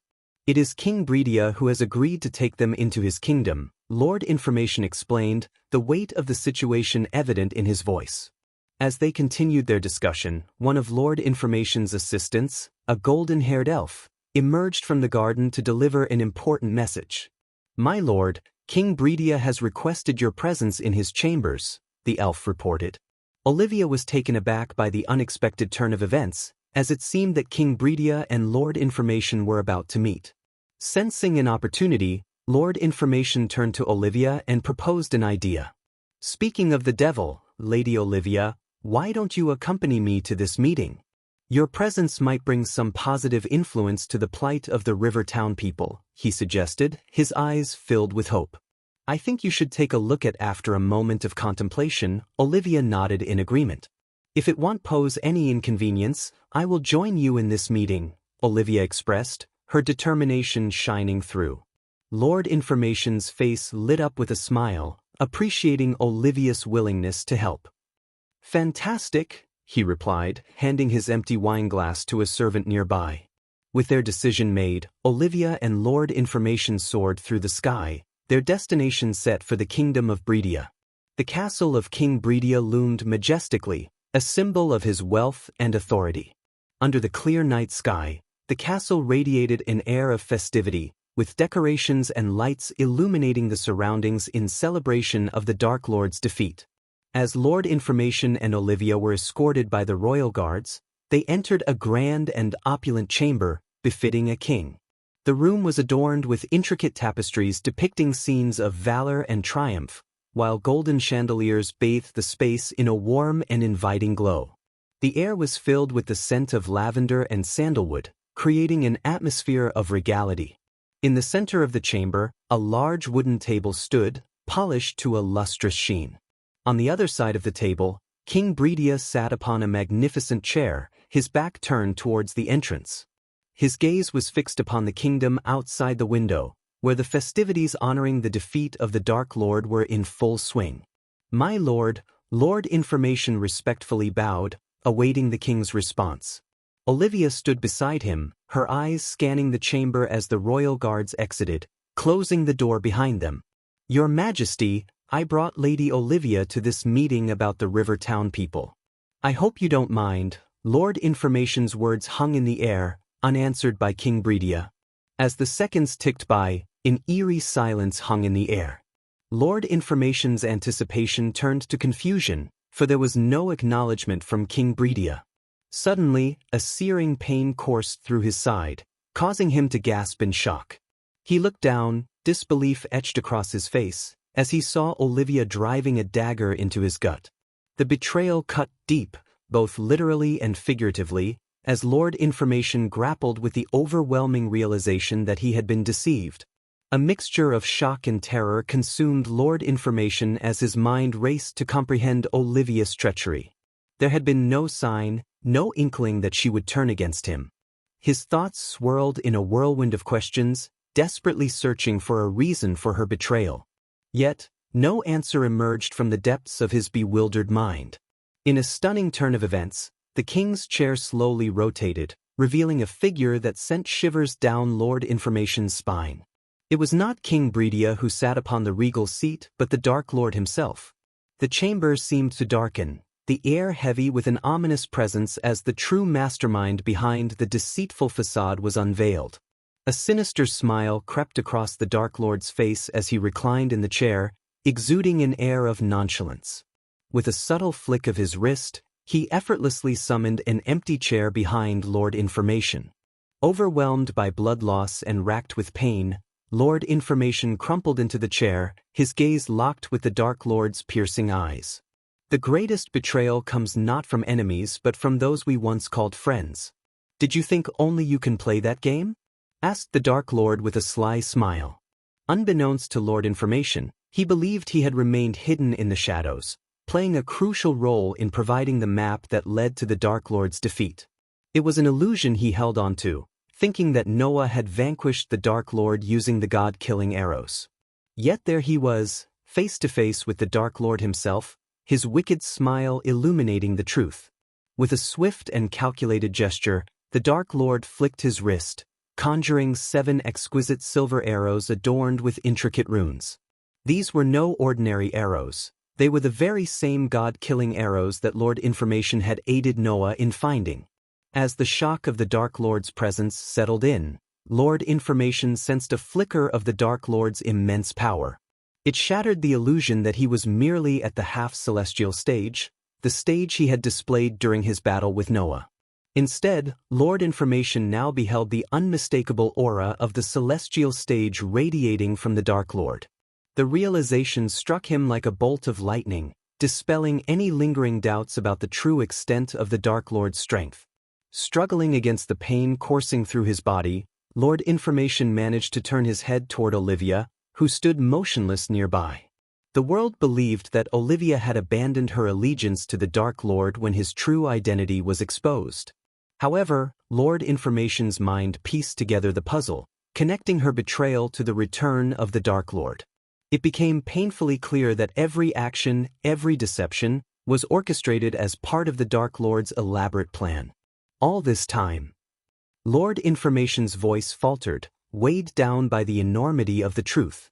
The Dark Lord leaned forward, his eyes glinting with a mischievous glimmer. He began to narrate a story to Lord Information, his voice laced with an eerie charm. Once upon a time, there was a mighty lion who ruled over the animal kingdom.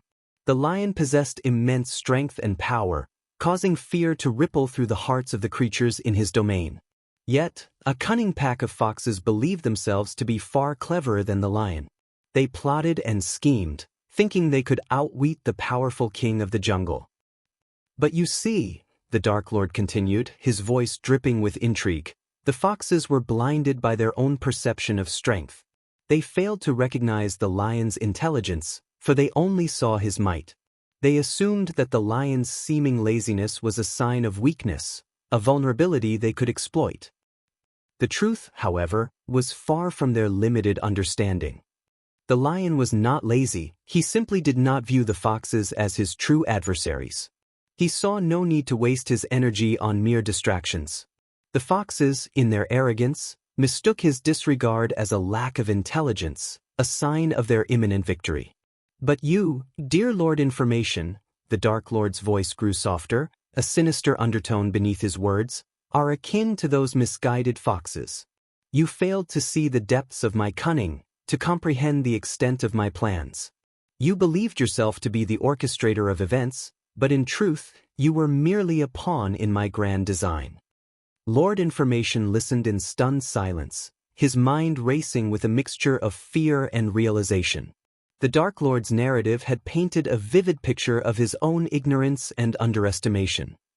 Chapter 1040. The Dark Lord planned everything as Lord Information struggled to stay conscious. Michael's words filled the air with a chilling truth that sent shivers down his spine. His bloodied hands trembled as he tried to comprehend the depth of the Dark Lord's manipulation. You see, Lord Information, I have a voice inside my head. It's never wrong. Every time I saw you, the voice warned me not to trust this elf, Michael calmly explained, his eyes fixed on Lord Information's pained expression. That's why I left some of my friends inside your office to keep an eye on you. So, I wasn't surprised when you decided to bring the map containing the location of the god-killing arrows to Noah. If you had given me the map, you wouldn't be here, and I wouldn't be here, Michael continued, his voice unwavering despite the gravity of the situation. Lord Information coughed up blood, his gaze shifting towards Olivia, who now stood beside the Dark Lord, a cold expression on her face. Michael noticed Lord Information's glare and felt compelled to clarify. You and the whole world think I revealed myself as the Dark Lord during the war against Wuxia. But that's not true. I told Olivia long before that. She was a diligent student who understood that the Sky Hall was manipulating everyone with their narratives about me being evil. Besides, I needed someone behind enemy lines, and Olivia graciously accepted that task. Even my wife Gaia didn't know about this, Michael revealed, a satisfied smile crossing his lips as he saw his meticulous plan unfold perfectly. Lord Information's mind reeled with shock and betrayal, realizing that he had unknowingly played into the Dark Lord's hands. He struggled to find the strength to respond as darkness slowly encroached on his vision, the pain from the dagger wound becoming unbearable. She pretended to hate me, and the whole world, including Noah, bought that, Michael chuckled, reveling in his masterful deception. But Ricky... Lord Information mumbled, his voice weak. Lord Information had seen with his own eyes the poison enter the glass cage, the confirmation of the Dark Lord's subordinates' deaths by the Elder of the Sky Hall, and Noah using his light flames to destroy their bodies. Ricky... Michael slowly clapped his hands together, leaning back on his chair. Lord Information heard a footstep and turned his head, gazing at a dark corner of the king's chamber. To his pure shock, Ricky, the young man who was supposed to have died in Noah's light flames, emerged from the darkness. Even more surprising, Ricky was dragging King Breedia with him, the king struggling and muffled by a cloth in his mouth. King Breedia's regal red attire was now torn and tattered, a testament to the beating he had received. His neatly combed hair was now ruffled and disheveled, and his hands and legs were bound as Ricky dragged him towards the Dark Lord. Ricky forced King Breedia's head down onto the table where Michael was seated. The king's head hit the table with a thud, and Ricky firmly held him in place. Michael then slowly ran his fingers through King Breedia's hair, like a predator savoring its prey before the final strike. "My dear king, what did I tell you last time?" asked Michael. He ignored Lord Information for a moment and turned his gaze to King Breedia. King Breedia managed to mutter through the cloth. "Take out the cloth." Michael smiled at Ricky. Ricky, in his black shiny armor, nodded and removed the cloth from King Breedia's mouth. "Help! Guards!" King Breedia screamed for help, but to his terror, no guards came to his rescue. "We soundproofed the room, you old fuck," another voice snickered from the corner. Lord Information turned his head and saw the Dark Queen emerge from the darkness. He was terrified, as he had witnessed both the Dark Lord and the Dark Queen supposedly die in a bloody mist at the hands of Noah. But it was all a facade. The entire war was orchestrated by the Dark Lord from start to finish. The world had been deceived, and the Dark Lord had won. Gaia, the Dark Queen, came to Michael's side and placed her hand on Olivia's shoulder. "Sorry I doubted you, Olivia. You did really great," said Gaia, genuinely surprised and shocked to learn that Olivia had never abandoned the Dark Lord and had remained loyal to him all along. "Guards! The Dark Lord is here. Noah!" King Breedia continued to scream fiercely, even though Gaia had already informed him that the room was soundproofed. The guards and citizens outside were celebrating the Dark Lord's death, completely unaware that he was inside the king's chamber, holding the king's life in his hands. "I told you I'd kill you if you tried to harm the people I care about, King Breedia. Did you forget that?" asked Michael. Ricky forced King Breedia to stand straight and look the Dark Lord in the eyes. Just when Lord Information thought the surprises were enough, Michael reached his hand out to another dark corner. This time, it was Eve, the very same person Noah had claimed killed herself after being captured by the Sky Hall angels in the battlefield. She walked out of the corner and handed Michael a large glass bottle containing a glistening red liquor, the highly addictive and potent red bliss that Michael had created and distributed as a part of his business empire to generate a stable income for his dark army. "Tomorrow the big headlines," Eve began her words playfully. "I think you should take a look at King Breedia fell to his death from his castle chamber while celebrating the Dark Lord's demise. He slipped from his chamber windows and fell to his death after drinking too much red bliss." King Breedia saw Michael pop open the wooden cork with a flick. He violently squirmed and screamed, but Ricky's hold was too strong, and no one came to his aid. Michael then grabbed King Breedia's jaw and pressed it, forcing his mouth open. He forcefully poured all the red bliss down the king's throat, without spilling a single drop. Then, Michael poured some liquid onto his palm and sprayed it onto the king. "Hope you can fly, King Breedia," Eve chuckled as she opened the windows. Ricky then moved the intoxicated king, who had stopped shouting and screaming, towards the open windows. Lord Information watched in horror as Ricky pushed the king closer to the edge. As Ricky stood with the king facing the opened windows, Michael turned his gaze back to Lord Information. "You have no idea About the forces you are meddling with. Lord Information managed to utter these words in a weak and pained voice. You mean Seraphine, Michael calmly said, revealing his knowledge of the goddess Lord Information served. Where do you think I am going next? Why fight the minions when you can kill their lords? Michael calmly asked Lord Information, hinting at his grand plan. He seemed to know something about the goddess Seraphine, which troubled Lord Information deeply. As far as the world is concerned, you disappeared from the face of this world. Poof, Michael gestured, explaining how he intended to make it seem like Lord Information had vanished without a trace. We can harvest his organs and use them in Project Phoenix. A playful young child's voice came from behind. Lord Information turned to see the Dark Lord's pet, the three-headed Hydra, landing on the Dark Queen's shoulder. The three heads of the Hydra looked at him with a mix of pity, mockery, and anger. The scene was filled with dread and tension as Michael's sinister plans and the true extent of his power unfolded. We can't use his kidney, that's for sure. Olivia stuck the dagger right through it, Iag remarked, and Olivia simply shrugged, showing no remorse for her actions. Project Phoenix played a significant role in deceiving everyone.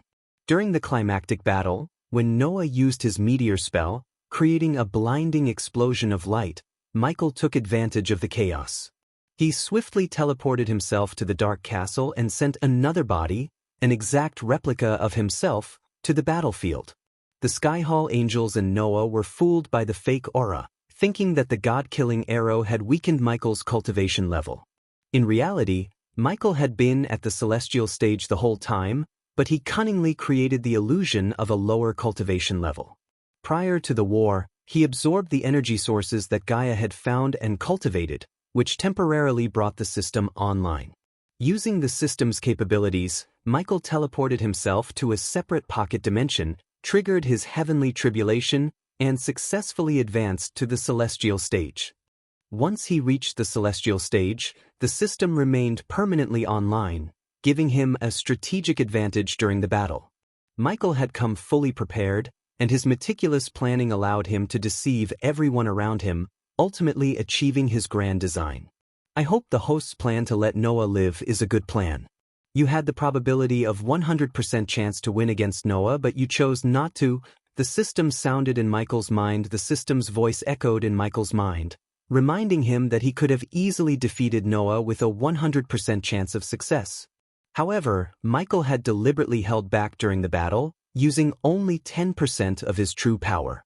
He had allowed Noah to believe he had won the war, leading everyone to think that the Dark Lord was no more. This deception served as a crucial advantage for Michael's grand scheme.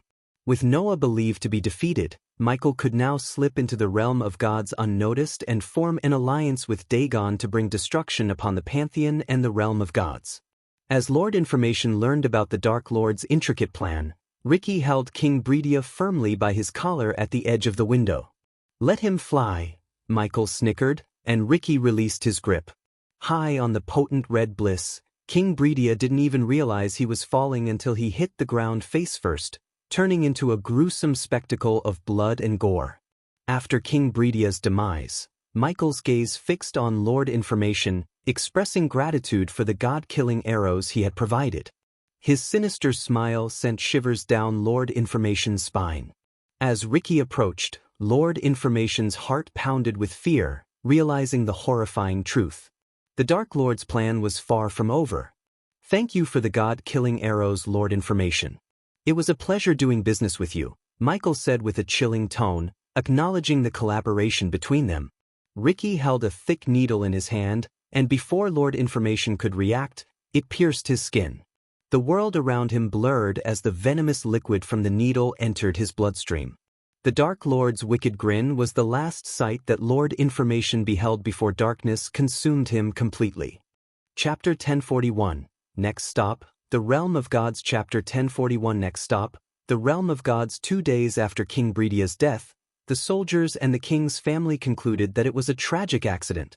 The citizens believed that the king had celebrated too much after the Dark Lord's supposed demise and tragically fell from his chamber. Given the history of animosity between King Bredia and the Dark Lord, many found it plausible that the king had indulged excessively in alcohol. Meanwhile, Michael gathered all his loyal subordinates at a magnificent manor owned by Nithroel, the Empress of Ah. The manor was situated in a secluded canyon overlooking a serene lake, surrounded by lush greenery and majestic mountains. The lavish manor exuded an aura of grandeur, with its elegant architecture and marble halls adorned with exquisite artworks. Portraits of Nithroel, with her golden hair and elven grace, adorned the walls, showcasing her regal beauty. Using specially crafted teleportation scrolls designed by Eladir, Michael's subordinates and closest allies arrived at the main hall one by one. The hall resonated with a sense of anticipation as they gathered to hear the Dark Lord's plans and further their allegiance to him. Among the gathering of subordinates, Lenora, the elder vampire who had her head severed by the Blood Prince, stood tall, her body restored through Project Phoenix as Michael had promised to Trista, who was also present in the hall. "Where is the Dark Lord?" Saber inquired, standing next to Adelia. Adelia was anxiously awaiting to see her daughter Gaia. It had felt like an eternity since she had last laid eyes on her daughter. "How did you manage to escape?" Saber asked Adelia, curiosity evident in his voice. The last time Saber had seen Adelia, she was trapped inside a glass cage, breathing in deadly poison fumes, and succumbing to death, her body subsequently incinerated by Noah's light flames. "I have no idea. The Dark Lord said he had a plan to save us all. And true to his word, he saved us. But I don't know how," Adelia explained. Despite being the Dark Lord's mother-in-law, she hadn't been privy to the secret plan he used to rescue her. As they anxiously awaited the Dark Lord's arrival, the lights and chandeliers that illuminated the hall suddenly flickered and went out, shrouding the room in darkness. After a few seconds, the lights returned, and before them stood the Dark Lord, the Dark Queen, and their three-headed Hydra, Vidora, perched atop the Dark Queen's shoulder. As the Dark Lord arrived before them, the sheer power emanating from him caused the lights to flicker and go out. It was evident that he was reaching a level where his energy, godly in nature, began to interact with mortal energies, resulting in such anomalies. Michael knew that to harness this energy radiation and unlock more of his true power, he had to journey to the realm of the gods. Upon his arrival, the subordinates erupted in cheers and applause. Overwhelmed by the realization of the Dark Lord's astounding feat, they were fully aware of the difficulty involved in making the world believe he was dead. Although they didn't quite grasp the extent of his intricate manipulations, they were certain that the Dark Lord had successfully fooled everyone. "Did I disappoint you?" Michael asked, fully aware of the answer. Soon, another figure appeared behind the Dark Lord. It was Azazel, who walked forward and handed him a roll of parchment. "Michael, no, my lord," came the resounding response from everyone. Soon, another figure appeared behind the Dark Lord. It was Azazel, who walked forward and handed him a roll of parchment. Michael unrolled it to find a list of vampires, undead, and soldiers of the Dark Army who had lost their lives. Michael sighed inwardly, knowing that such sacrifices were necessary in the pursuit of victory. He understood that winning a war often came with the heavy price of lives lost. The Sky Hall has captured many of the Nightwalkers and undead. "We are trying to figure out where they are being held," Azazel informed Michael. "What about the rest?" asked Michael. "We sent them to the Gravezinger's pocket dimension. They are safe and sound," Azazel confirmed. "My lord," suddenly Saber raised his hand, drawing Michael's attention. "What is it, Saber?" asked Michael. "Now that you have entered the celestial stage, why can't we get rid of the Sky Hall once and for all?" Saber asked Michael. As an elder vampire, Saber was displeased that his brethren and fellow Nightwalkers were being held captive by the Sky Hall. "You cannot underestimate the mortals, Saber. I was once a mortal and believed to be one. Look at me now. We cannot overestimate ourselves and underestimate our enemies just because we won one battle," Michael said in a serious tone. Despite achieving the impossible, he never underestimated his enemies or Noah, who may have few brain cells but have whole heap of luck.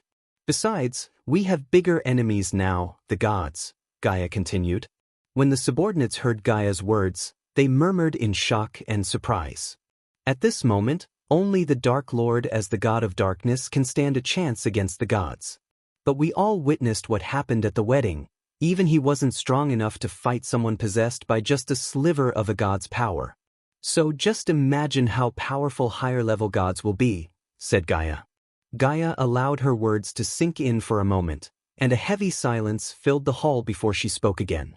That's why we must become gods ourselves. Gaia's words sent a chill down their spines, but excitement also stirred within the subordinates. Even Claire, who had recently learned about her mother's imprisonment in another world like Aitenes, felt a mix of emotions. Adelia had previously discovered that the Dark Elves had imprisoned Claire's mother, Elasha Mortero, in a separate world. However, with Michael's plan in motion, he couldn't spare the resources to rescue Elasha at the time. Since Michael's plan to fake his death and so many moving parts, Michael did not risk deviating from his plan. Everyone who heard Gaia was shocked and left speechless, including Adelia. But to achieve that, I have to go somewhere else, leaving you all here. That's why I called everyone here, Michael calmly explained. He didn't mention that to build the contraption capable of turning his subordinates into gods, he needed materials that could only be found in the realm of gods and beyond. Michael's machine was far superior to Hammond's, as it would transform his subordinates into true gods with stable and real power. Despite his vast resources and wealth, buying the necessary materials from the system store would lead Michael to bankruptcy. His only option was to venture into the realm of gods, as he had planned. But before he could embark on that journey, Michael needed to ensure that his subordinates carried out some secret tasks. Although we lost our castle and made the entire world believe we failed, we cannot allow our enemies to gain more power. From now on, each one of you will remain hidden and operate in the shadows. You will continue with your assigned tasks, just as you always have, but this time, you will not reveal yourselves to the world. Staying in the darkness is crucial for our future success, Michael instructed. His subordinates listened carefully, fully aware of the importance of secrecy and the strategic value it would bring to their cause. To sustain our position, we need a steady flow of income. The Red Bliss distribution will continue as usual, now that Alicia is no longer there to oppose it. However, we must not rely solely on Red Bliss for our finances. We need to diversify. With Olivia on our side, we can expand our production and distribution of other alcoholic beverages. Our allies at Phoenix Manor will establish chains of restaurants and taverns, providing us with an additional source of income. Gaia elaborated on their future plans. Since Michael couldn't bring Gaia into the realm of gods until he found a way, she would stay behind to lead their subordinates.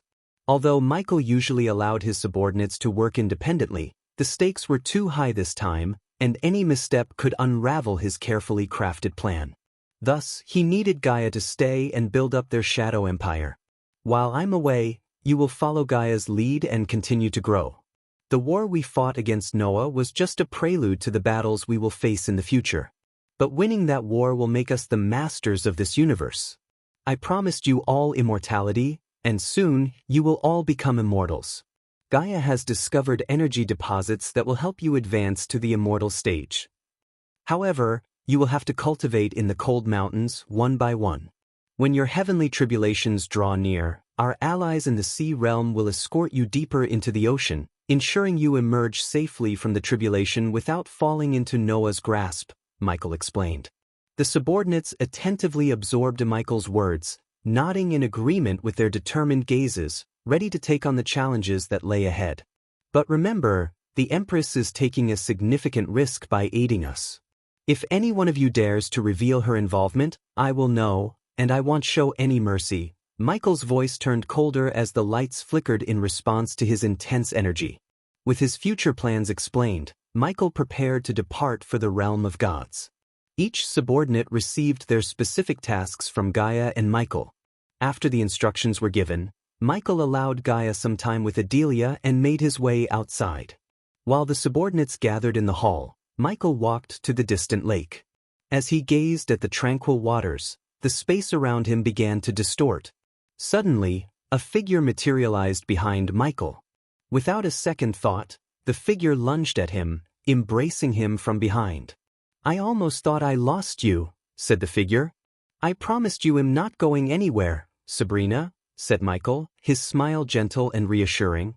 Just like everything else, Sabrina's betrayal at the end of the war was also part of Michael's plan. He had instructed her to pretend to betray him so that she could have her family back.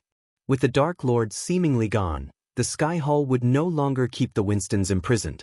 Michael had a soft spot for Sabrina, and he genuinely wanted her to reunite with her family. Chapter 1042 Kill your father-in-law for me. So, what's your next move, brother? Asked Sabrina, holding Michael's hand tightly. It's better if you don't know the details. You have your family back now. I promised you that, and I delivered. It's time for you to return to your normal life. The Sky Hall won't bother your family anymore, Michael replied. You are family too, and I don't even know your real name. Don't tell me you were always called Ghost, Sabrina chuckled, trying to hide the pain of parting from her brother. Even though she had only known that the Dark Lord was her brother for a short time, it felt like they had been siblings for eternity. The thought of never seeing him again was heart-wrenching. Michael, he whispered, finally revealing his true name to Sabrina. Michael. Sabrina repeated softly. Mom used to call you Dean, but I prefer Michael better, she said. Don't tell your mom the truth about what really happened, Sabrina. As long as the world and your family believe that I am dead, they will be safe, Michael explained, as tears welled up in Sabrina's eyes. Mom really misses you, Michael. If you just come and talk to her, I promise we won't tell anyone that you're alive. Mom stopped talking to Noah and all of us completely. I've never seen her like this before. She blames herself for what happened to you, Sabrina pleaded. There's no point in blaming, Sabrina. Although I was born to your mother, I was never truly her son. When I think about it, I only brought pain and suffering to her and her family. It's better if I stay dead to your family. She will eventually find a way to cope with my loss. Michael turned around and gently wiped the tears from Sabrina's eyes. With the Sky Hall believing that the Dark Lord had died, they brought Diana back to their home with Ethan and all the others they had captured when Diana revealed that the Dark Lord was her son. Michael was quietly happy with how everything had turned out. In this plan, everyone got their happy ending. No mother can truly get over the loss of her child, Michael. Don't you understand? The Sky Hall did something to Mother. I will prove to you that she never abandoned you, Sabrina said with determination. But Michael shook his head. No, do not go against the Sky Hall. There are powers at play beyond your comprehension. You've got your happy ending. Just live the rest of your life happily and stay out of trouble. I will watch over you as always from the shadows. Every time you see your shadow, just know that your brother, the God of Darkness, is with you. Michael smiled and gently kissed Sabrina on her forehead. What about your happiness, Michael? You're still fighting for your life. Take me with you. I promise I'll get stronger and fight by your side. Sabrina grabbed Michael's hand and squeezed it tight, showing no intention of letting him go. I don't want you to fight, Sabrina. You deserve a life that I never had. What kind of big brother would I be if I put you in harm's way? Michael's voice showed the deep love he had for his little sister. Back on Earth, Michael grew up as an orphan, dreaming of having a family. But when he learned the truth that he was abandoned in this world and thrown into Earth like trash, abandoned by his own mother, his heart was shattered. However, despite his anger towards Diana for abandoning him, he never felt anything but love for Sabrina, who had been nothing but a good sister to him. Even though Michael only discovered that Sabrina was his little sister for a short amount of time, he couldn't help but love her with all his heart. Michael rarely showed his vulnerable side and loved someone like he loved Gaia, his wife. To Michael, Sabrina was his little sister, and he felt the strong urge to protect her from all harm. If you want to do something for me, keep Harry and Layla safe. Love them like you love me. Harry will be branded as the Dark Lord's son for all his life. Keep him safe from being manipulated and turned into a weapon like your brother Noah. Don't shield him from the reality of this world, but don't let the world hurt him either, said Michael. I will, I promise. I will look after him and love him with all my heart, Sabrina said. Good girl, Michael playfully ruffled her hair. What about Rowena? Have you heard anything about her? Asked Sabrina. She had never seen her elder sister since the Nagaland War. Although the world believed the holy maiden Rowena Winston made an unholy sacrifice by saving the Dark Lord, no one had found her body. If she is alive, my minions will find her, said Michael. Deep inside her heart, Sabrina sighed in relief. In her heart, her elder sister Rowena could fix any situation. She was the perfect embodiment of the word elder sister. If she was here, Sabrina had no doubt that she would reunite Michael with the rest of the family. Although Sabrina decided to pretend to agree to Michael's terms, she would never stop trying to bring him back into her family. Now you be a good girl and stay away from trouble. Don't make me come down there in the darkness and kick your ass, Michael playfully said once again, emphasizing for her to stay out of trouble.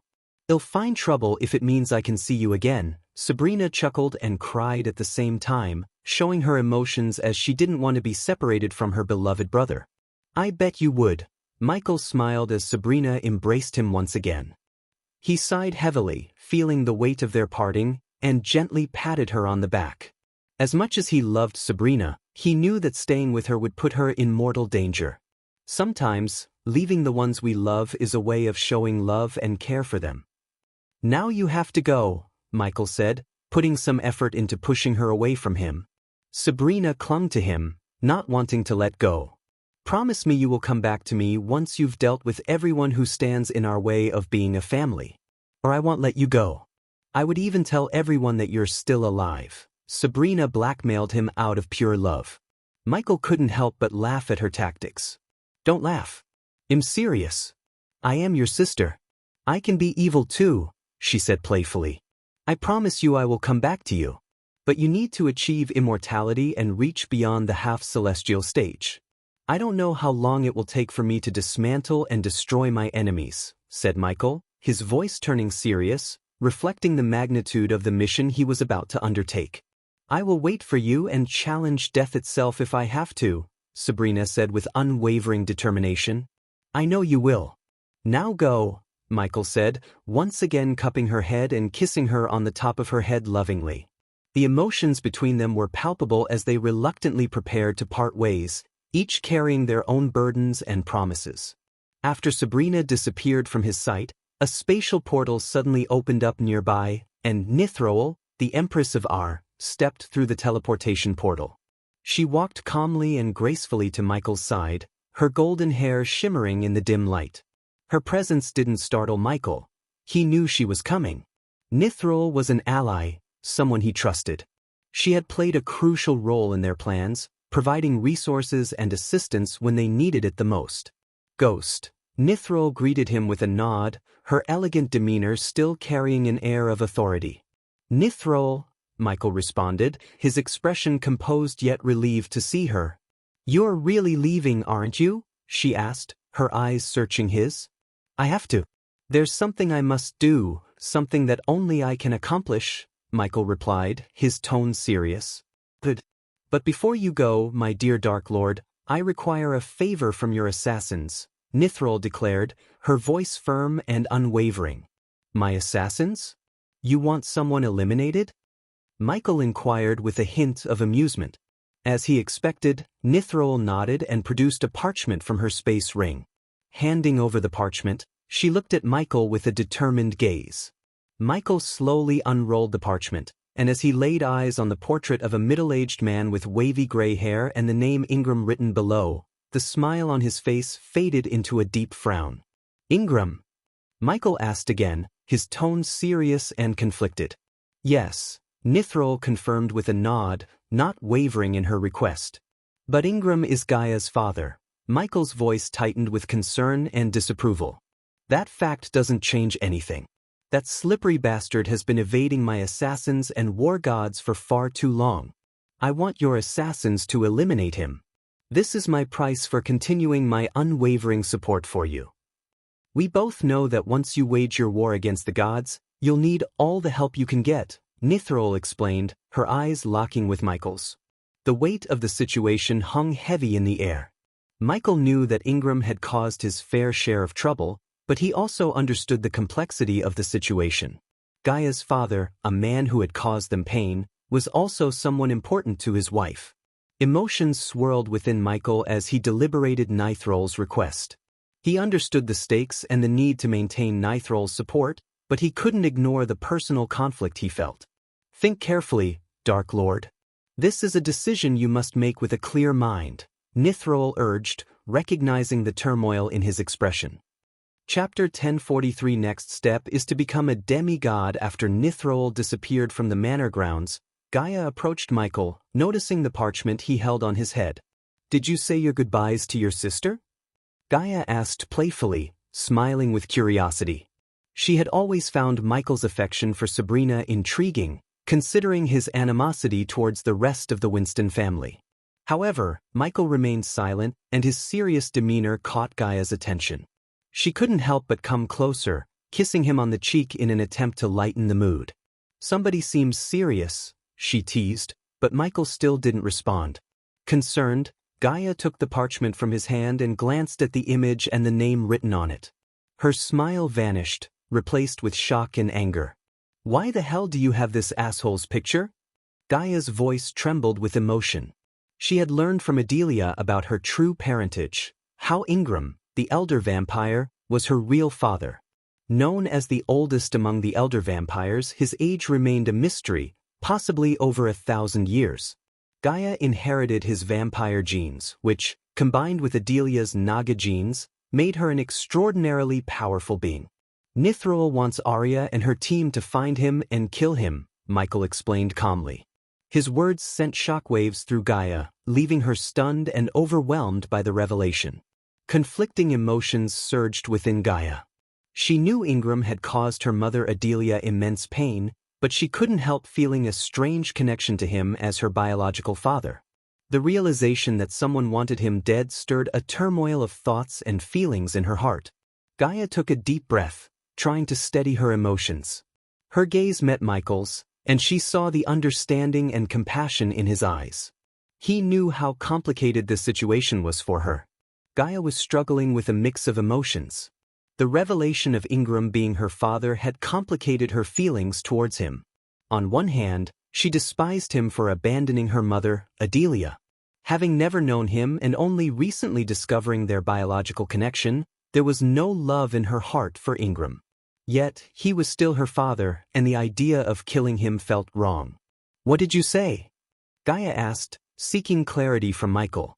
She was unsure of what answer she expected from her husband, but she needed to understand his decision. I said I'll be done, Michael replied calmly. As the Dark Lord, he was accustomed to making tough decisions daily, and this was no exception. What? Why the fuck? Gaia's shock and confusion were evident in her voice. He's Nithrol's target, and she wants him dead if we are to remain allies, Michael explained. Gaia's mind raced with questions. She wondered what Ingram had done to provoke such a reaction from Nithrol. Did Michael inquire about the reason behind her desire for Ingram's death? She didn't say why, only that it's a condition for her continued support. Michael responded to Gaia's unspoken question. Michael realized that the task of killing Ingram was far more complicated than he initially thought. His plan to ally with Dagon, the ruler of Hell, against the Pantheon added another layer of complexity. Unbeknownst to him, Ingram was a loyal servant of Dagon, and killing him might not be well received by the powerful ruler. On the other hand, refusing to kill Ingram could cost him Nithrol's support, which was crucial for his future endeavors. Additionally, Adelia, Gaia's mother, would be devastated if Michael killed her husband, further complicating the situation. As the weight of the situation bore down on him, Michael felt the immense burden of his choices. He knew he needed to find a solution that protected his allies and kept his plan intact. However, the path ahead was filled with uncertainty, and Michael was well aware that each decision he made would have far-reaching consequences. Why the fuck did you agree? Gaia punched Michael in the shoulder and demanded an explanation. I had no choice, Michael replied, feeling the weight of his decision bearing down on him. For fuck's sake, Michael, Gaia moved closer to him and whispered, her frustration evident in her voice. Even if I agree to kill Ingram, I don't think Mother would approve. Despite trying to kill him a couple of times, she still loves him. That's just how women are, Gaia whispered. Her words brought a chuckle to Michael's face, providing a brief moment of relief amidst the seriousness of their conversation. That's how women are? So when do you plan to try to kill me? Michael joked. Don't joke around, idiot. I'm serious, Gaia rolled her eyes, her emotions still running high. Besides, you kinda sealed your fate when you chose to marry me. Realizing the gravity of their situation, Gaia proposed a solution. Then we must fake his death. Let Nithrol believe we killed him, but only tell Mother we didn't.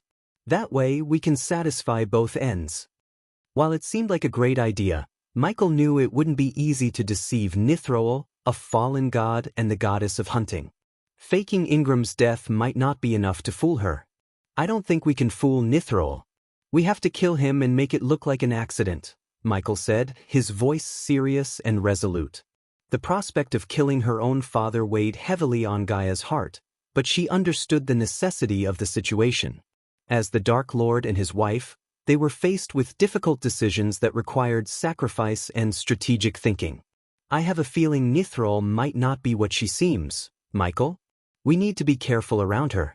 If we could find Ingram, we might be able to figure out why Nithrol wants him dead, Gaia expressed her concern. Whatever her reason might be, we cannot afford to lose Nithrol as our ally, Michael asserted. Despite Gaia's desire to find a better solution, she knew that Nithrol's aid was crucial for their future plans. While they were contemplating Nithrol's request, Michael called Azazel to him. Azazel, bring Saber and Arya to me, he commanded. Soon, Saber and Arya appeared before the Dark Lord and the Dark Queen, bowing respectfully. Azazel stood behind Michael, ready to assist as needed. Saber, Arya, I want the two of you to work together and find this man, Michael handed the parchment to Saber. When Saber opened it and saw the portrait of Ingram, he was taken aback, just like Gaia had been. My lord, this is Ingram, Saber acknowledged. Only Gaia, Azazel, and a select few knew that Ingram was Gaia's father. I want you to find him and inform me as soon as you locate him. Do not approach him, and if he finds you, immediately back off. You are not to engage him under any circumstances, Michael instructed firmly. Saber and Arya nodded, understanding the seriousness of their task. Once they received their orders and disappeared to carry them out, Lenora and Trista approached Michael and Gaia. Both of them knelt before the Dark Lord, showing their respect and gratitude. Lenora couldn't believe that the Dark Lord had brought her back from the brink of death, constructing her a new body. Being an elder vampire, she knew the odds were against her, but Michael's power and determination had defied those odds. Trista, too, was filled with gratitude towards Michael, knowing that he had fulfilled his promise to her by rebuilding Lenora's body. I have eternal gratitude for you, my lord, Lenora expressed her heartfelt thanks. Her new body, skillfully crafted by the Phoenix Project, had strengthened her vampiric abilities to new heights, making her a formidable force. Michael turned his attention to the next task at hand. I have a new mission for both of you. Since the Sky Hall execution team has eliminated our allies, we have lost control of the southern continent, including Tiberius Freedom Land. It's time we reclaim our authority over the region. Your job is to work with Sadie, recruit new members, and discreetly re-establish our control. If necessary, you may employ the Death Squad to eliminate the Sky Hall execution team but ensure their deaths appear to be accidents. We don't want the Sky Hall suspecting our involvement behind the scenes, Michael instructed, entrusting Trista and Lenora with the responsibility of regaining control over the southern continent. Consider it done, my lord. When you next venture into the southern continent, our subordinates will be the ones ruling and governing the land, Lenora vowed, determination evident in her words. So, what's the plan now? Gaia asked, looking at Michael after everyone had left. I have one more thing I must do before heading to the realm of gods, Michael replied, cracking his knuckles. Inside his mind, memories of his intense battle with Evan resurfaced. It's time for me to become a demigod and deal with Evan once and for all. Celice has shown her power, but now she'll experience what it means to be on the world's #1 hitman's list, Michael declared with a mix of snickering and confidence, knowing that he was renowned as the most skilled and deadly assassin. Let me kill that bitch, Gaia growled with anger, her eyes blazing. When you find her, you're free to take her out. But finding her won't be easy, Michael replied, acknowledging the challenge of tracking down Celice, who had managed to evade them until now. After gathering the dark seeds, Michael had everything he needed to step into the second level of godhood, the demigod level. He had already chosen a secluded and powerful location where he would trigger the heavenly tribulation to ascend to the next stage of his divine power. Once he became a demigod, Michael knew he would possess enough power to confront Evan without any fear. Even though Evan had been turned into a god by Sales's contraption, he would no longer be a threat to Michael, the god of darkness.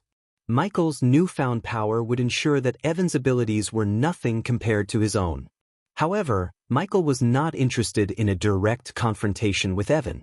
Instead, he wanted to take him out in an old-school style assassination, leaving no trace of his involvement. Michael was a master of stealth and deception, and he relished the idea of taking down Evan from the shadows.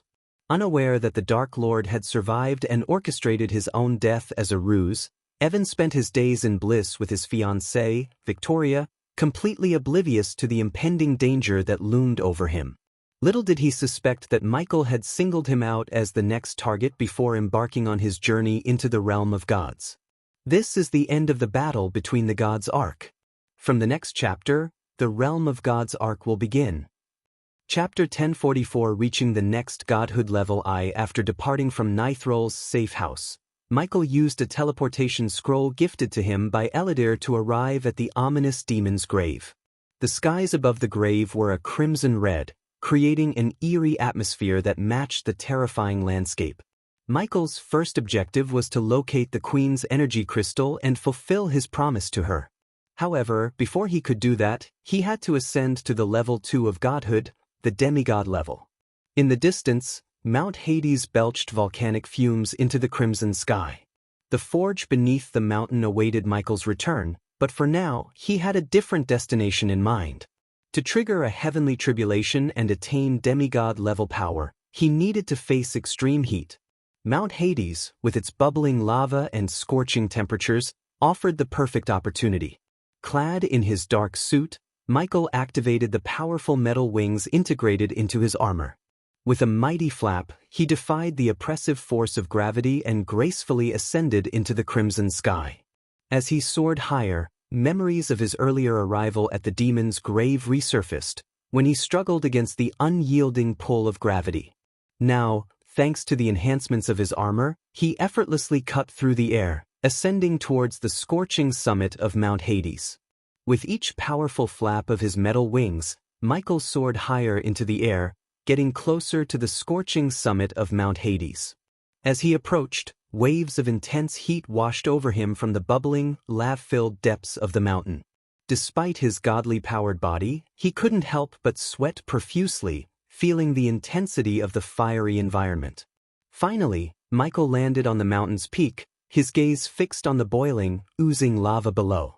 He hesitated for a moment, contemplating the system's instructions to immerse himself in the lava. With a hint of sarcasm, he addressed the system, questioning its peculiar plan. "Do you really want me to go into the lava? Did I do something to you?" Michael asked, a mix of humor and concern evident in his voice. The system replied, "Your body needs to be tempered with each element in its most powerful form. First, the fire. This lava isn't the purest form, but it'll have to do for now. Now imagine the lava as a cool swimming pool and jump down." Rolling his eyes at the rather simplistic suggestion, Michael couldn't help but feel a mix of annoyance and amusement. "Imagine it as a swimming pool and jump down? That's your plan?" He scoffed, feeling the challenge ahead of him. With the system's insistence, Michael braced himself for what was to come. He knew he had to trust the system, even if the idea of jumping into scorching lava seemed absurd. With a firm resolve, he reminded the system, "If I die, make sure to bring me back through the Project Phoenix." The system responded in its usual nonchalant manner, "You are not going to die. Maybe get some burns. Nothing a healing potion can't fix." Though skeptical, Michael understood he had little choice. He removed his armor, setting it aside, and focused his power to store it safely within the system.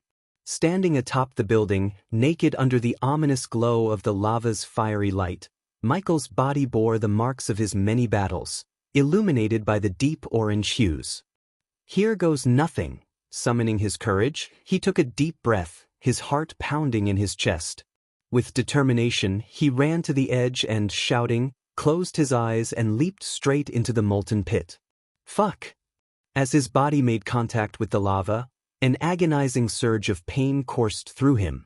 It felt as if every nerve ending was ablaze, but before his mind could fully register the torment, he was enveloped by the searing liquid. The world around him became a hazy blur of intense heat and burning sensations. Inside the dilapidated castle, Andor stood in disarray. His once noble and composed appearance was now replaced by torn clothes, disheveled hair, and bloodshot eyes, reflecting his inner turmoil. Suddenly, a radiant light illuminated the castle, revealing the presence of Seraphine, the goddess of information. Her form, as always, was pure light, and she observed the state of the castle with surprise. Andor, who was known for his calm demeanor, seemed agitated and distressed. "I thought you would be celebrating, Andor," Seraphine spoke gently, trying to understand the reason behind his turmoil. "That motherfucker fooled me." Andor's voice thundered through the castle, causing the walls to tremble under the force of his anger. "What do you mean? Your arch-enemy, the god of darkness, is dead," Seraphine inquired. "Then why can't I return to the realm of gods? The barrier is still intact." Andor's frustration was evident. For 5,000 years he had believed that the death of either the Dark Lord or Noah, the god of light, would shatter the barrier separating the mortal realm from the realm of the gods, a barrier created by the previous Dark Lord. In his current state of distress, Andor was grappling with the shocking revelation that the barrier remained untouched despite the Dark Lord's supposed demise. The uncertainty of the situation weighed heavily on him, and his emotions ran high, causing him to vent his frustration with a powerful shout that shook the very foundation of his crumbling castle. However, to Andor's disbelief, nothing happened as he had believed. The Dark Lord had supposedly been killed by his own brother, Noah, using the god-killing arrows, yet the barrier remained steadfast and unchanged. "Maybe we don't fully understand the nature of the barrier," Seraphine tried to reason with Andor, her voice calm and reassuring. "The Dark Lord was slain by the god of light, Andor. I witnessed the energy fluctuation and saw his body blown into pieces." But Andor's agitation was evident as he manically shook his head. He couldn't have died. He must have faked his damn death. "How else am I still here?" he questioned, his emotions in turmoil. The idea that the Dark Lord had somehow orchestrated his own death to deceive everyone, including Andor, gnawed at him. "Don't freak out, Andor. With the god of darkness gone, the Pantheon can now investigate the barrier further," Seraphine said in an attempt to console him. But Andor's anger was overwhelming, and he roared with sheer might, shaking the castle to its core. "Enough," he thundered, his frustration evident in every fiber of his being. "You promised that if I helped you fight Dagon to keep him at bay from reaching the realm of gods, you would seek help from the Pantheon and free me from this wretched place. I have had enough of this. I want to get out of here right now." Andor shouted, his voice echoing through the crumbling walls. As he roared, the time and space around him distorted, a testament to his power as the god of time and space. His anger was so immense that it caused the very fabric of reality to tremble. Time in the entire mortal realm seemed to freeze momentarily, feeling the strain of Andor's overwhelming rage. "Calm down, Andor. You have waited all these years to see the Dark Lord's demise, and now your wish has come true. It's only a matter of time before we break the barrier," Seraphine urged, attempting to soothe him. She had anticipated that Andor would be celebrating his long-awaited freedom, but instead his frustration and restlessness were palpable. He had believed that the barrier keeping him trapped would shatter once either the Dark Lord or Noah met their end, yet the situation had not unfolded as he expected. Without the Dark Lord to anchor the barrier, it was only a matter of time before we find the rest of the seal-bearers and kill them. I'm certain that once the seal-bearers are dead, the barrier will crumble. Without the Dark Lord, it'd be as easy as plucking flowers to kill the seal-bearers. Seraphine's words seemed to soothe Andor's anger. "Can you do me a favor, Seraphine?" Andor turned around to face Seraphine's radiant light form. "Anything for you, Andor," she replied. "Go to the goddess of wisdom and inquire about what would happen when a god dies. Andor said with a grave tone. I don't want that slippery bastard to fool me once again, he added, his mind filled with killing intent towards his archenemy, the Dark Lord, also known as the God of Darkness. What are you thinking, Andor? Seraphine asked curiously. If we were to figure out what would happen when a god dies, we can truly know if the Dark Lord died or if that son of a bitch faked his death. But the only person who might possess such knowledge outside the pantheon would be your sister, the goddess of wisdom, Andor explained with determination in his voice. When Andor mentioned seeking help from the goddess of wisdom, Seraphine fell silent. She and her sister weren't on great terms, and dealing with the goddess of wisdom's cryptic messages was always a challenge. You know how she is. I'm the goddess of information and her sister, but even I have a hard time decoding her cryptic messages, Seraphine said, her annoyance evident in her voice. We have no choice, Seraphine. If that bastard survived, he would never reveal himself. I know how he thinks. He will be striving to become even stronger as we speak. Once he reaches the demigod level, no one can keep surveillance on him. He will operate alone in the shadows. You have no idea what he is capable of when he's hidden. You and the entire pantheon would be walking with a target on your backs, Andor warned, his voice filled with concern and urgency. Very well, Andor. I will go talk to her. But if I were you, I wouldn't hold my breath. She can be quite elusive, Seraphine sighed, acknowledging the difficulty of dealing with the goddess of wisdom. Honey, if the god of darkness is alive, his next move would be to meet Dagon. We must prevent them from allying. Otherwise, you and the pantheon are as good as lost in the war, Andor said with a hint of amusement in his voice. The light surrounding Seraphine gradually faded away as she left the castle, returning it to its previous eerie look. Now alone, Andor stood in the middle of the castle, his mind consumed with thoughts of how to confront and defeat the Dark Lord. However, for the first time in a long time, Andor felt a sense of unease. He feared that he might be losing his edge in the ongoing battle against the elusive and cunning god of darkness. Chapter 1045 Reaching the next godhood level too deep within the fiery pits of Mount Hades, Michael endured the excruciating pain of the lava melting his flesh. The intense heat pushed his limits to the maximum. According to the system, to trigger a heavenly tribulation and ascend to the demigod level, he had to undergo a trial by a specific element. In this case, it was the trial by fire. His mind, soul, and body were being tested to their utmost capacity as he braved the scorching heat of the molten pit. Inside the lava where no one could see, Michael surrounded himself with the dark flames to endure the volcanic lava. As he was cultivating, his mind wandered into another realm. Soon, Michael found himself in a desolate, nightmarish landscape, the skies above a pitch-black void. Strange, shadowy creatures lurked in the darkness, their glowing eyes fixated on him.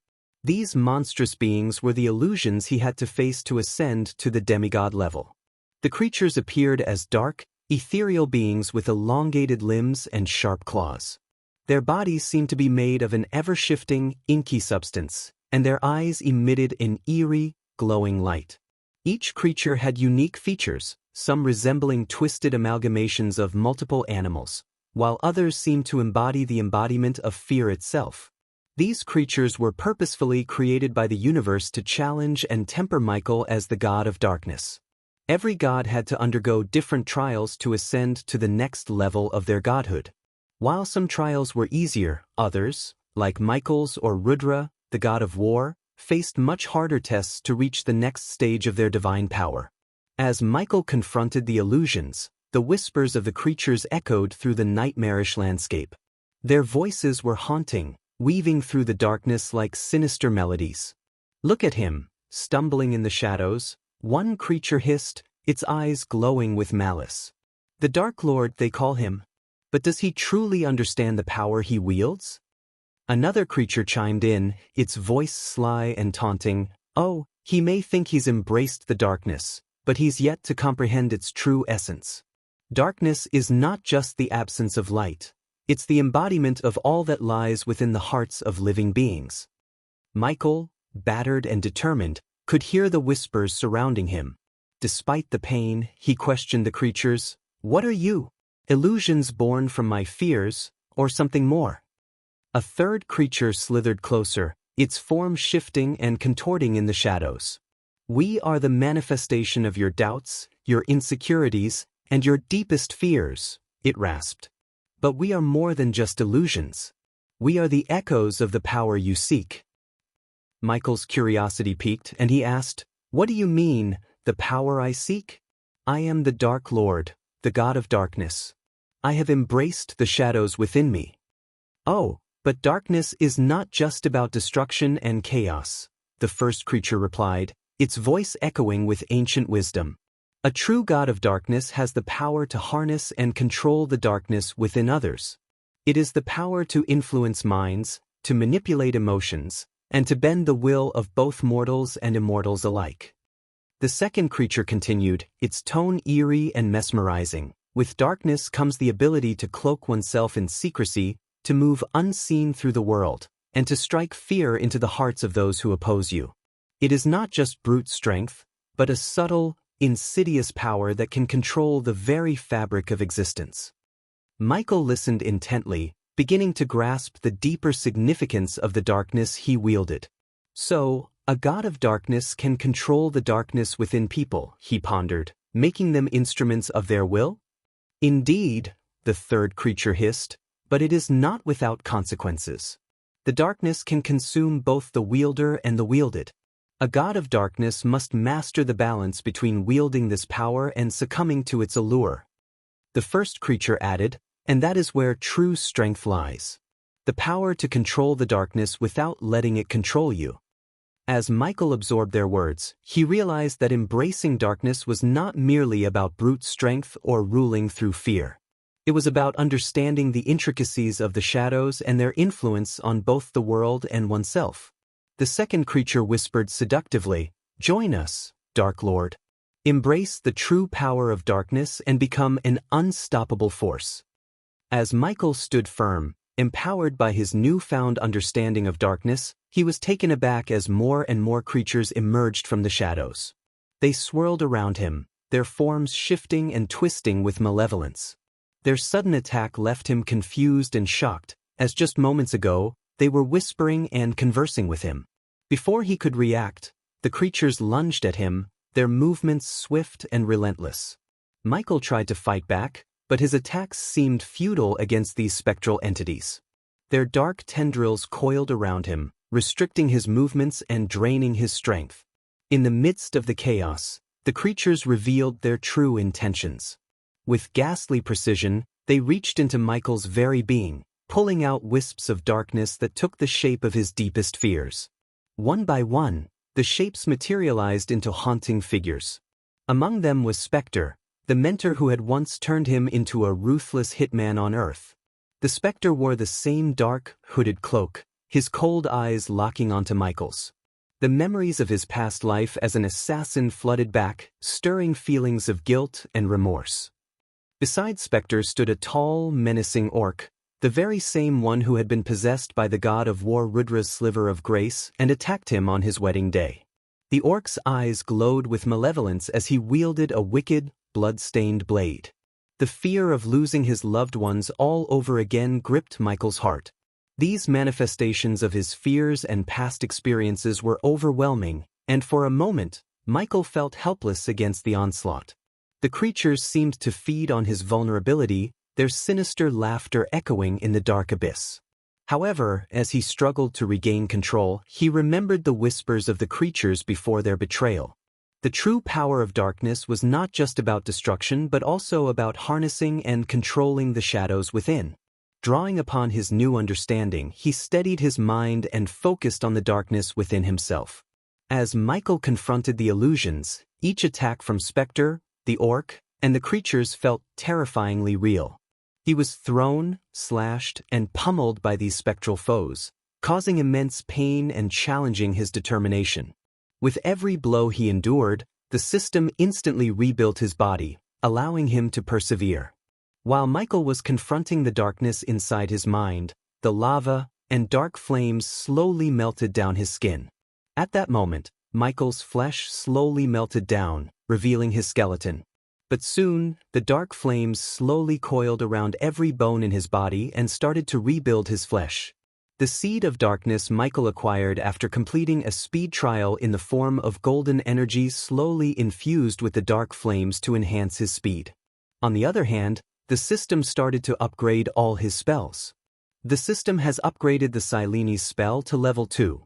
The system has upgraded the Meteor spell to level 2. The system has upgraded the Energy Devourer to level 6. The system has upgraded the Soul Eater to level 6. The system has upgraded the Soul Stare to level 5.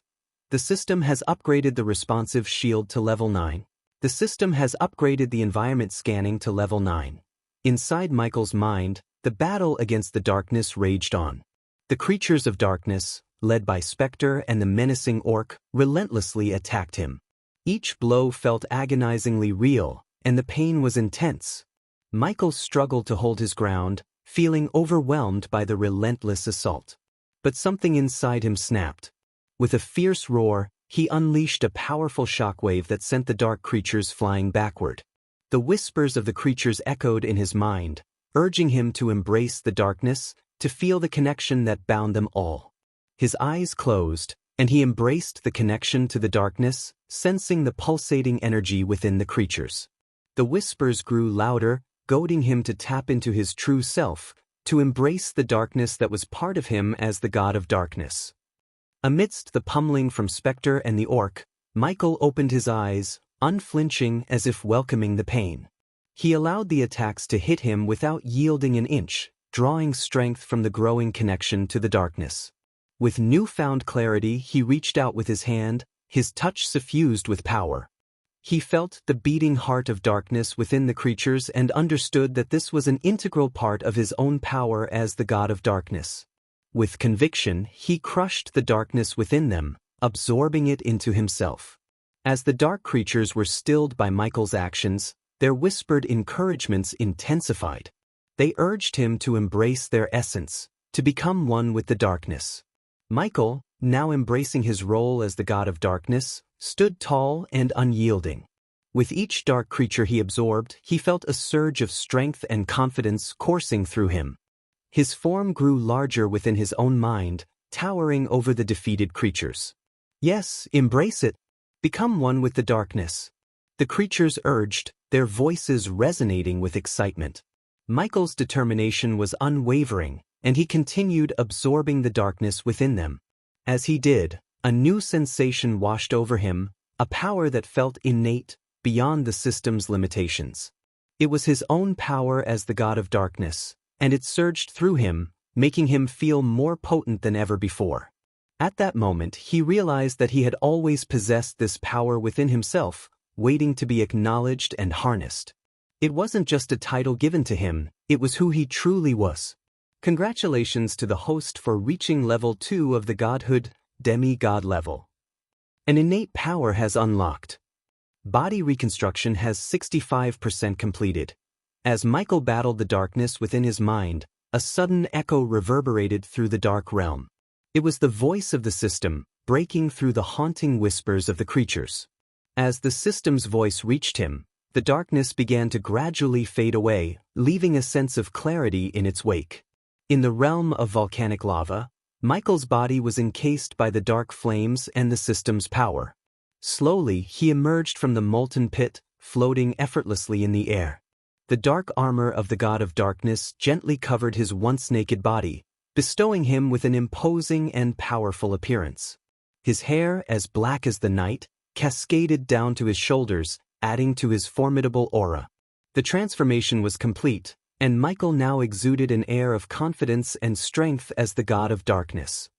Chapter 1046. On the way to Council of Immortals. After ascending to level 2 of godhood, Michael stood proudly atop Mount Hades, his fist clenched in determination.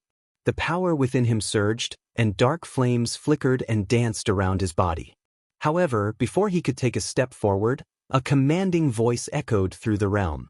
"Where is my promised soul piece?" demanded the unmistakable voice of the queen, radiating immense power.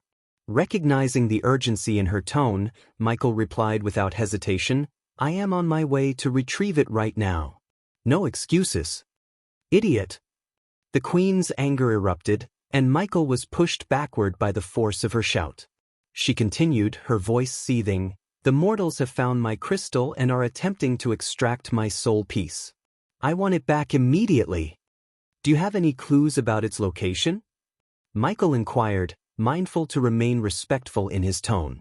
He knew better than to provoke an ancient, powerful entity like the queen, especially since he intended to use her in the impending war against the gods. "The place they call the Council of Immortals," the queen revealed. "It's as good as done.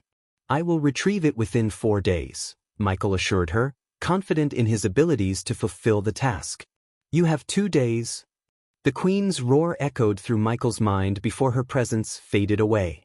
With a heavy sigh, Michael activated his metal wings and gracefully soared away from Mount Hades.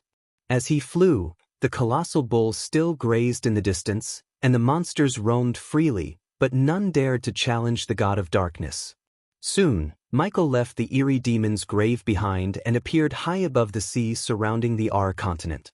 From this vantage point, he could see the vast expanse of Ar, with its cold mountains in the north covered in snow. The tallest peak reached into the clouds, standing majestically beyond their reach. To conceal his true identity, Michael suppressed his powerful cultivation level to appear as a mere core-strengthening stage cultivator. He donned silver robes over his dark armor and wrapped himself in a cloak, carefully hiding his face with the hood. The last thing he needed was for anyone to recognize him and spread the news that the feared Dark Lord was still alive.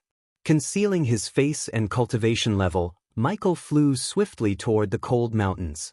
For ordinary cultivators, the journey would have taken months, but thanks to his newly attained demigod-level powers, he reached the vicinity of the cold mountains in just 10 hours. The region was thick with arch and celestial energy, making it a coveted destination for those seeking breakthroughs beyond the soul-refining stage. However, the extreme cold rendered the place uninhabitable and perilous for most.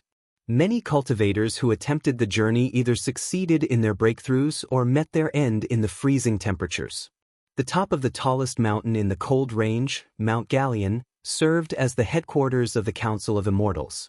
The energies there were abundant and potent, attracting cultivators from all over who hoped to attain higher stages of cultivation. The mountain's sheer size made even Mount Everest pale in comparison. As Michael approached the mountain, he noticed several groups of cultivators heading towards the cold range. Among them was a group of young cultivators adorned in bright ruby-red robes adorned with intricate golden engravings. Their youthful appearance, arrogant demeanor, and the expensive jewelry they wore hinted at their belonging to a prominent sect in A. The remaining groups consisted mostly of elderly men, clearly stuck in cultivation bottlenecks and seeking seclusion within the cold mountains to progress further. Michael quickly activated the APD to inject a hair growth pill into his bloodstream. Soon, a thick black beard sprouted on his face, adding to his disguise. His long hair completed the transformation, making it nearly impossible for anyone to recognize him as the feared Dark Lord. With the upgraded environmental scanning ability, Michael sensed several powerful beings in the vicinity of the mountain. Though strong, none of them came close to his level. These figures stood at the fusion stage, half-immortal stage, and immortal stage of cultivation. Michael knew that the immortals would be stationed at their headquarters atop the peak of Mount Gallion. As he approached the mountain, Michael felt the presence of an energy dome surrounding it. True to his senses, a translucent white barrier enveloped the cold mountains. By the time he slowed his flight, the sun had set, and the mountains were bathed in the soft glow of 4 dazzling moons and the shimmering light of stars. The snow under the moonlight seemed to sparkle with its own radiance. Once Michael and the other groups reached the outskirts of the cold mountain and noticed the barrier, a beastman floated through it and ordered everyone to stop. This beastman had the upper body of a hyena and the lower body of a human. Clad in hand-woven brown robes, he looked formidable, and his half-immortal stage cultivation shocked and surprised everyone present. The cold mountains are closed for flying. To reach the summit, please continue on foot, the beastman stated firmly. An old man with a hunchback and dressed in black robes questioned the beastman's decision. "What is the meaning of this? I traveled all the way from Azare continent, And I haven't heard that the mountains are closed for cultivators, he said, his annoyance evident, though he still maintained respect for the guardian of the cold mountains and the servant of the Council of Immortals. Another youngster from the group, dressed lavishly in fine clothes, voiced his frustration. How are we supposed to reach the summit without flying? Do you expect us to trudge through this freezing cold all the way to the top? He demanded. The guardian of the cold mountains simply replied, yes. If you enter the mountain range and start walking, you can reach the summit in 2 months, the guardian added matter-of-factly. Inside, Michael couldn't help but snicker at the thought of taking 2 months to reach the summit. The queen had given him only 2 days to retrieve the crystal containing a piece of her soul. His mission was complex, as he had to retrieve the crystal without revealing his true identity as the Dark Lord. If news of his survival got out, the world would know that the Dark Lord had not perished but instead faked his death. You can try to fly, but we have arrays and runes in place to prevent it. Now, if you don't agree with the new rules, you're free to turn around and leave. Have a good day, the guardian replied calmly before turning around and disappearing above the clouds, flying away. With no other choice, the cultivators sighed in resignation and reluctantly accepted the new restrictions. They knew they had to leave behind the comfort of flying and make their way to the summit on foot. What an arrogant jerk, one of the lavishly dressed youngsters muttered, disdain evident in his voice as he descended to the ground. Following the group's lead, Michael also descended to the ground. As he landed in knee-high snow, he was greeted by a scene of pure white, with mist swirling and the wind howling around him. The snowstorm raged fiercely, making it challenging for many cultivators to see even their own hands in front of them. However, Michael activated his X-ray vision, allowing him to see through the blizzard with ease. He observed every cultivator using thermal vision to navigate through the snowy landscape. Playing along, Michael joined the group, walking through the snow with determination. He knew that, for now, he had to blend in with the other cultivators to accomplish his mission without drawing attention to himself. Michael, where the hell are you? Suddenly, Gaia's voice echoed in Michael's mind. What's wrong? Michael asked. I've been trying to reach you for 4 days. Where have you been? Gaia's voice held a tinge of worry. I came to the cold mountains to retrieve the Queen's soul crystal, Michael explained. The soul crystal in the cold mountains? How did it end up there? Gaia asked, clearly shocked. The Immortals somehow got hold of it and took it to their headquarters on Galleon Mountain. I have only 2 days to get it back for the Queen, Michael replied. Those idiots have no idea what they're messing with, do they? All right, do you need my help? Gaia offered. No, take care of things on your end. I'll handle the Immortals, Michael assured her. But how do you plan to deal with them? If you kill them, news of their deaths will spread like wildfire, and you'll need to control the newspapers and craft a different narrative, Gaia explained, well aware that any deaths linked to the Immortals would lead people to suspect the involvement of the Dark Lord, even if he had faked his demise. They won't die. They'll simply disappear, Michael replied, a cold snicker escaping him. As the group of cultivators made their way through the relentless snowstorm toward the summit of the cold mountains, the youngsters who were previously dressed in lavish red robes grew increasingly agitated. Their complaints and frustration echoed through the freezing air. I can't believe they expect us to walk through this freezing wasteland. This is absurd, one of the youngsters exclaimed, his face red from both anger and the biting cold. Who do they think they are? Treating us like this is unacceptable. Discontent and annoyance. The icy wind seemed to carry their grievances as if the mountains themselves were bearing witness to another young cultivator yelled, his breath visible in the frosty air as he spoke. This is a complete waste of our time. We should be soaring through the skies, not trudging through the snow like commoners. A third youngster chimed in, stomping his feet to keep warm. Each step through the knee-deep snow seemed like an arduous task, and their complaints grew louder with every passing moment. Their voices mixed with the howling wind, creating a chorus of discontent and annoyance. The icy wind seemed to carry their grievances as if the mountains themselves were bearing witness to their displeasure. Despite their protests, the group had no choice but to continue on foot, leaving their ability to fly behind as they followed the Guardian's orders. With each passing minute, their complaints grew more fervent, and they questioned the Immortal Council's reasoning for enforcing such a demanding rule. Why are they even doing this? It's like they want to make our lives miserable. One of them shouted in frustration. As the young cultivators trudged on, their footsteps leaving deep imprints in the snow, their discontentment showed no signs of waning. Their voices echoed through the cold mountains, expressing their dissatisfaction with the Immortal Council's decision to ban flying in the region. It was clear that this new rule was not sitting well with them, and they were determined to make their displeasure known as they ventured towards the distant summit. Michael couldn't help but feel a connection between the sudden ban on flying and the Immortals retrieving the Queen's crystal containing a piece of her soul. He knew there had to be some significance behind it, but the question remained. What were the Immortals planning to do with the crystal? The memory of the dwarves' disastrous attempt to use a crystal containing the Queen's soul piece flashed in his mind, a grim reminder of the potential dangers involved. As Michael continued forward, he suddenly felt the ground tremble beneath his feet. The other cultivators also sensed the disturbance and came to a halt, their eyes scanning the surroundings for any signs of danger. "I think it's an avalanche," one of them cried out, fear evident in his voice. "Find a cave or something, quick," another cultivator urged, the panic spreading among the group.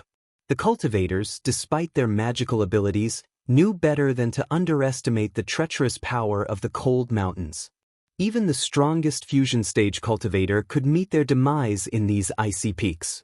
The urgency in their movements increased as they searched for shelter, hoping to avoid the wrath of the impending avalanche and survive the harsh conditions of the cold mountains. In the midst of the chaos, Michael calmly activated his environmental scanning ability to locate a suitable cave. With a quick scan, he identified a sheltered cave nearby. Using the shadows as cover, he swiftly employed his shadow teleportation technique, disappearing from sight in the blink of an eye. In just a few blinks, he had effortlessly reached the safety of the cave, leaving the other cultivators unaware of his movements. Chapter 1047. A mighty dragon called the Snow Stalker. As chaos and destruction reigned in the cold mountains, Michael found solace and safety inside a cave, biding his time for the opportune moment to continue his journey towards the summit where the Council of Immortals' headquarters lay. Amidst the howling winds and the relentless snowstorm, Michael's acute senses picked up a distinct roar, cutting through the cacophony. Reacting swiftly, he activated his environmental scanning map to locate the source of the disturbance. Outside the cave, a half-immortal being moved in a frenzied and disoriented manner, adding to the chaos of the storm. With heightened senses, Michael closed his eyes and focused on the sounds emanating from outside. He could hear distant shouts and a chilling scream, signaling the perilous situation of the cultivators caught in the avalanche. Curiosity getting the better of him, Michael ventured outside the safety of the cave. The moment he activated his X-ray eyes, his vision was enhanced, allowing him to see through the blizzard with ease. He noticed the thermal signatures of the cultivators desperately trying to flee the avalanche, their bodies emitting distinct heat patterns.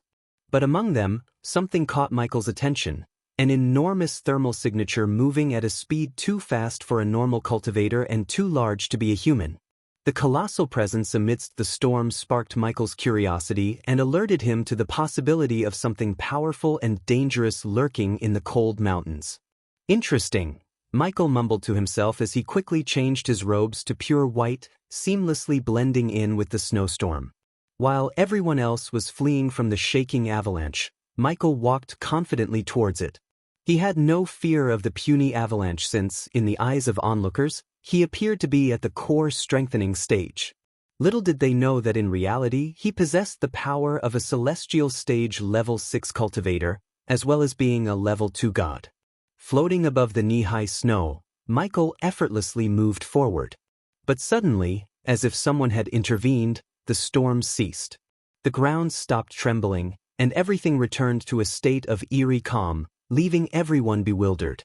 The cultivators who had been desperately trying to save themselves now stood in shock, covered in snow. Meanwhile, the group of youngsters that Michael had noticed earlier stood their ground, armed with swords, bows, and spears, as though prepared to face an imminent threat. "Stop gawking at us.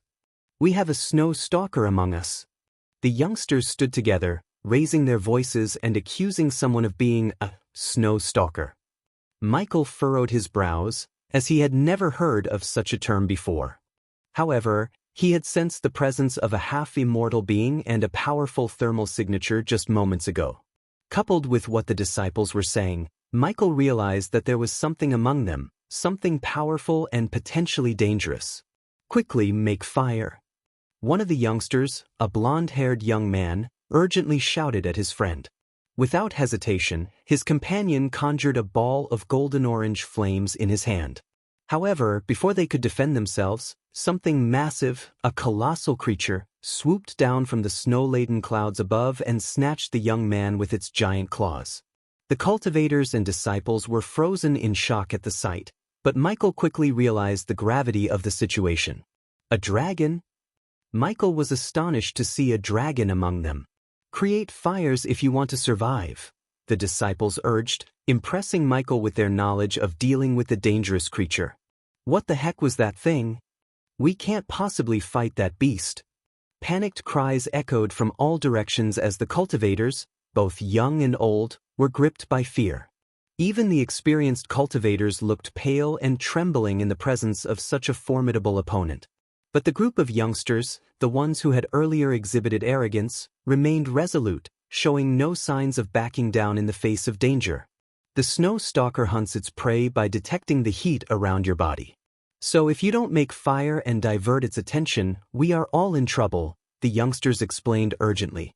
Their words snapped the cultivators out of their fear, and they quickly conjured fireballs, throwing them far away to create fiery distractions. Amidst the chaos, Michael heard a deafening roar, accompanied by a powerful gust of wind. Looking up, he saw a disturbance in the snow clouds, confirming his suspicion that the dragon, known as the Snow Stalker, was on the move. The creature swooped down and snatched the burning snow where the fireballs had exploded, following the targets the cultivators had created. "Keep doing it until we reach a safe place," the youngsters instructed as they began to move forward. Michael's eyes locked with theirs, and he noticed a sly smile on the face of their leader, a golden-haired young man in his late 20s. "Sly bastards," Michael chuckled, amused by their clever trickery. The youngsters had effectively used the older cultivators' fear to their advantage, creating diversions for the dragon while they made their escape. "What are you up to?" Michael asked himself, puzzled by their presence in the cold mountains. Unlike the older cultivators who were often stuck at a bottleneck, these young cultivators showed no signs of restriction. All of them were at the core strengthening stage, a decent cultivation level for their age. Yet, they had chosen to venture into the cold mountains, a place where older cultivators seclude themselves in hopes of breaking through to the next stage or meeting their end. Michael couldn't help but wonder what their true intentions were, and why they had come to a place typically reserved for those seeking cultivation breakthroughs. If only Michael had the luxury of time, he would have followed the group of youngsters to uncover the reason behind their presence in the cold mountains. However, urgency fueled his actions, and he had a different plan in mind. Stepping away from the cultivators, Michael carefully observed the situation. As all eyes remained fixated on the skies, Michael swiftly lowered his hands, conjuring 2 lightning bolts that shot him upwards with incredible force. He defied the arrays and runes placed around the cold mountains, meant to hinder cultivators from flying. These restrictions were effective against those below the immortal stage, but Michael's power far surpassed that level, rendering the barriers ineffective against him. In a flash, he soared through the thick snow clouds and freezing air. Above the clouds, Michael finally beheld the imposing figure of the Snow Stalker. The dragon's massive form cut through the swirling storm, a creature both fearsome and majestic. The colossal dragon, with its white scales gleaming like fresh snow, seemed to blend seamlessly with the wintry surroundings. Its majestic wings, spanning wide like a mountain range, flapped slowly, sending gusts of icy wind through the air. The creature's piercing blue eyes glowed with an otherworldly intensity, radiating an aura of chilling power. As the dragon moved, the very air around it seemed to freeze, leaving a trail of frost in its wake. The cold emanating from its body was palpable, causing the surrounding temperature to drop significantly. The ground beneath the dragon's massive claws was covered in a layer of frost, and its breath appeared as misty plumes, giving a glimpse of the glacial power within. The dragon's presence was both awe-inspiring and intimidating, a living embodiment of the harsh and unforgiving nature of the cold mountains. Despite its imposing stature, the creature moved with an eerie grace, effortlessly navigating the treacherous terrain. Its appearance was a true reflection of the might and majesty of a creature revered in myths and legends, a being whose very existence demanded reverence and respect. With a sly smile on his face, Michael conjured a small ball of dark flames above his hands, the intense heat catching the attention of the colossal dragon. The creature's blue eyes locked onto Michael as it roared and swiftly changed its course, abandoning its pursuit of the cultivators on the ground to confront this new challenger. "Come closer, darling," Michael taunted, luring the dragon toward him. As the dragon closed in, jaws wide to devour him, Michael struck with lightning speed, delivering a powerful punch right to the dragon's face. The force of his blow sent the massive creature hurtling through the sky despite its immense size. In a daring move, Michael leaped into the air and landed squarely on the dragon's back, taking advantage of its momentary disorientation. Brandishing his dark sword, he drove the weapon deep into the dragon's scaly hide, causing the creature to roar in pain and unleash a frigid stream of ice breath from its mouth. Yet, Michael remained undeterred, tightly holding onto the hilt of the sword as he guided the dragon upwards. "We're going for a ride, baby," Michael declared with grim determination. Utilizing his godly strength and control over darkness, he steered the dragon upward, directing it straight toward the summit of Mount Galleon, where the Council of Immortals awaited. As Michael clung tightly to the dragon's back, the creature attempted to shake him off with frantic barrel rolls and vigorous body movements. But Michael's grip remained steadfast, and with his godly strength, he thwarted the dragon's efforts to dislodge him. As they ascended higher into the sky, the wind whipped against Michael's face, its cold sting contrasting with the heat of the dark flames surrounding him. The scene around him transformed as they climbed to greater heights. The storm clouds enveloped them, and the snow and hail battered against Michael's body. Despite the harsh conditions, he pressed on, his determination unwavering. Through the haze of the storm, he caught a glimpse of the peak of Mount Galleon in the distance, its snow-covered majesty rising above the clouds.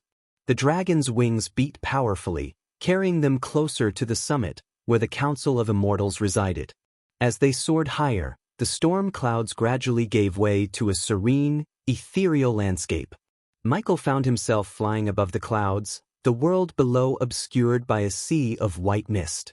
The air became thinner, and the cold more biting, but he persisted, driven by his mission to retrieve the Queen's crystal. Amidst the clouds, he spotted a sight that stood out amidst the snowy expanse, a humble manor made of glistening marble stones. It seemed out of place in this secluded and frigid environment, yet its simplicity and elegance caught Michael's attention. The manor stood proudly, surrounded by an air of mystique and secrecy, like a hidden sanctuary atop the world.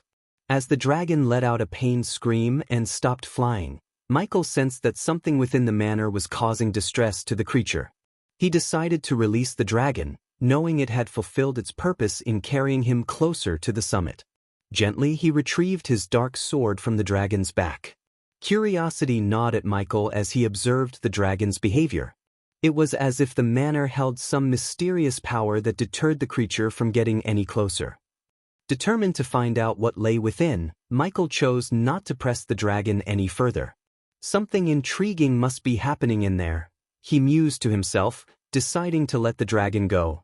With a compassionate gesture, Michael retrieved a healing potion from his space ring and tossed it onto the dragon's wounded back. The potion shattered upon impact, its magic swiftly mending the dragon's injury. Happy hunting, Michael patted the dragon, acknowledging its assistance. With a tap on his chest, his dark armor materialized and encased him from head to toe. His metallic wings unfurled, and with powerful flaps, he soared towards the mysterious marble manor, where he believed the Council of Immortals resided. System, disable the security measures surrounding the manor and make me invisible to their detection, Michael requested with a calm demeanor as he hovered in the sky. With his impressive 80 million badass points, Michael exuded confidence in his ability to infiltrate any location. It will cost the host 1 million badass points. The security measures won't be permanently disabled, but a rune will be placed upon the host, rendering you undetectable by the manor's security measures. That works too, Michael replied calmly, accepting the system's terms without hesitation. Chapter 1048 Gods are about to fight inside the elegant manor atop Mount Galleon. A group of 5 immortals stood around a polished round table, deep in serious discussion. The meeting hall exuded an aura of wisdom and power, with ancient tapestries adorning the walls, depicting the history of the immortals. The room was illuminated by mystical orbs of light, casting an ethereal glow over the place. Little did the immortals know that they were being closely observed by the Dark Lord's tiny spiders, magical creatures created by Michael to gather information discreetly. The first immortal was an elderly man with a long white beard that reached his chest. He wore an intricately embroidered robe with silver patterns, and his eyes shimmered with ancient knowledge.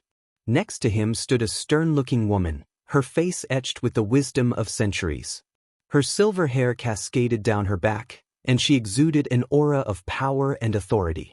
The third immortal was a man of regal bearing, adorned in royal purple robes with golden accents. His long gray hair was neatly tied back, and his sharp eyes were focused and calculating. Opposite him was another woman, her face lined with age and experience. Her dark eyes were sharp and observant, and she wore simple yet elegant robes of deep green, signifying her deep connection to nature. The fifth immortal was a man of quiet intensity, his eyes deep and soulful. His ash-gray hair fell to his shoulders, and he wore robes of deep blue, representing his affinity with the heavens. All 5 immortals looked serious and engrossed in their discussion, unaware of the tiny spiders discreetly observing their every move. Little did they know that the Dark Lord himself, disguised and undetectable, was about to make his move. As the immortals continued their discussion, their voices filled the meeting hall with a sense of urgency and concern. The first immortal, named Elder Arian, spoke with a deep frown. "I have never seen such an anomaly before.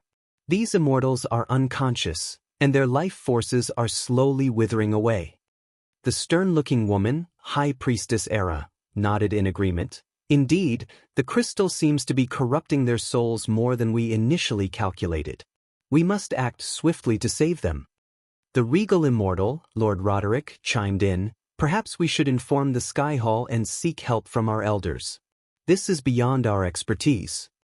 The female immortal with a connection to nature, Lady Sylvana, added, "Yes, their condition is deteriorating rapidly, and our efforts to purify the crystal are not enough." While the immortals debated their next course of action, Michael watched the scene unfold in the mirror held in his hand, floating above the manor. He sighed, realizing that the Queen's crystal containing her piece of soul had indeed started to corrupt the immortals. He knew they were clueless about the true nature of the crystal. The tiny spiders continued to record the conversation, allowing Michael to gather valuable information. He knew that he had to act carefully and secretly to retrieve the crystal without arousing suspicion. As the immortals continued their heated discussion, Lady Sylvana stood her ground, her emerald eyes filled with determination. "We cannot afford to keep the crystal any longer. Its corrupting influence will bring disaster upon us," she urged. However, Lord Roderick, with a gleam of ambition in his eyes, countered, "You fail to see its potential. The crystal contains the power to elevate us all to the half-celestial stage. With such power we could reshape the world." High Priestess Era added, "We have spent centuries searching for a way to reach the half-celestial stage, and now it lies before us. We cannot let this opportunity slip away." Sylvana remained resolute. "There are other paths to the half-celestial stage that do not involve such a tainted crystal. The Dark Lord himself managed to achieve that stage without the use of this corrupted artifact. If he could do it, so can we." Lord Roderick shook his head. "You forget, we are not the Dark Lord. He is the God of darkness, and his powers are far beyond our comprehension." Undeterred, Sylvana pressed on, "If we do not abandon the crystal, we will suffer the same fate as the Dark Lord in the end, regardless of whether we reach the half-celestial stage or not." Its corrupting influence will consume us all." The other immortals fell silent, considering Sylvanas' words. The weight of their decision hung heavily in the air as they pondered the consequences of their actions. The allure of immense power was tempting, but the risk of succumbing to darkness loomed ominously. Unbeknownst to the immortals, the Dark Lord, Michael, remained concealed and observed their every move. The immortals discussed their plan to seek the Sky Hall's help, unaware that Michael's tiny spiders were capturing their conversation. "I believe it's wise to inform the Sky Hall and seek their counsel," suggested Lord Roderick. The other immortals nodded in agreement, convinced that involving the elders of the Sky Hall was the best course of action. Yet, as they reached their decision, an unsettling shift filled the air. The light orbs in the hall flickered and sputtered, casting eerie shadows across the room. The immortals exchanged puzzled glances, unsure of the cause of this strange phenomenon. A peculiar scent lingered in the air, making them uneasy. Sensing something amiss, immortal Sylvana reached out with her instincts and detected an unusual presence in their blood. A surge of fear washed over the immortals as they realized that they had been tainted by an unknown substance. Before they could react, the fear toxin that Michael had unleashed into the hall took hold of their bodies. Panic and dread surged through their veins, leaving them paralyzed with terror. In the midst of the chaos, the lights in the hall suddenly extinguished, enveloping them in complete darkness. The immortals' hearts pounded loudly in their chests as they struggled to see in the pitch-black surroundings. In the shrouded darkness, the immortals huddled together, their whispers filled with confusion and fear. One of them murmured, "This darkness, it's not ordinary. It feels malevolent." Another immortal, still trying to process the situation, hesitantly questioned, "Could this be the Dark Lord's doing?" Dismissing the doubt, one of the more seasoned immortals scoffed, "Nonsense. The Dark Lord met his end at the hands of Noah. Their attempts to conjure light by casting spells proved futile, as an inexplicable gust of wind continuously extinguished their feeble can't-be-him. Their attempts to conjure light by casting spells proved futile, as an inexplicable gust of wind continuously extinguished their feeble flames. Suddenly, a haunting rhyme echoed in the hall, the words sending a chill down their spines. "Diddle, diddle, your lives are so little." The immortals exchanged alarmed glances, their hearts pounding with dread. They felt a sinister presence lurking in the darkness, taunting and toying with them. It was as though an invisible force was mocking their power and control. Fear gripped their souls as they struggled to maintain their composure. Each of them tried to suppress their growing panic, but the relentless darkness and the haunting rhyme played tricks on their minds. In their desperation, one of the immortals attempted to summon divine light, but the darkness seemed to devour even the brightest illumination. The more they tried to dispel it, the thicker it seemed to grow, as if the very shadows had come alive and encircled them.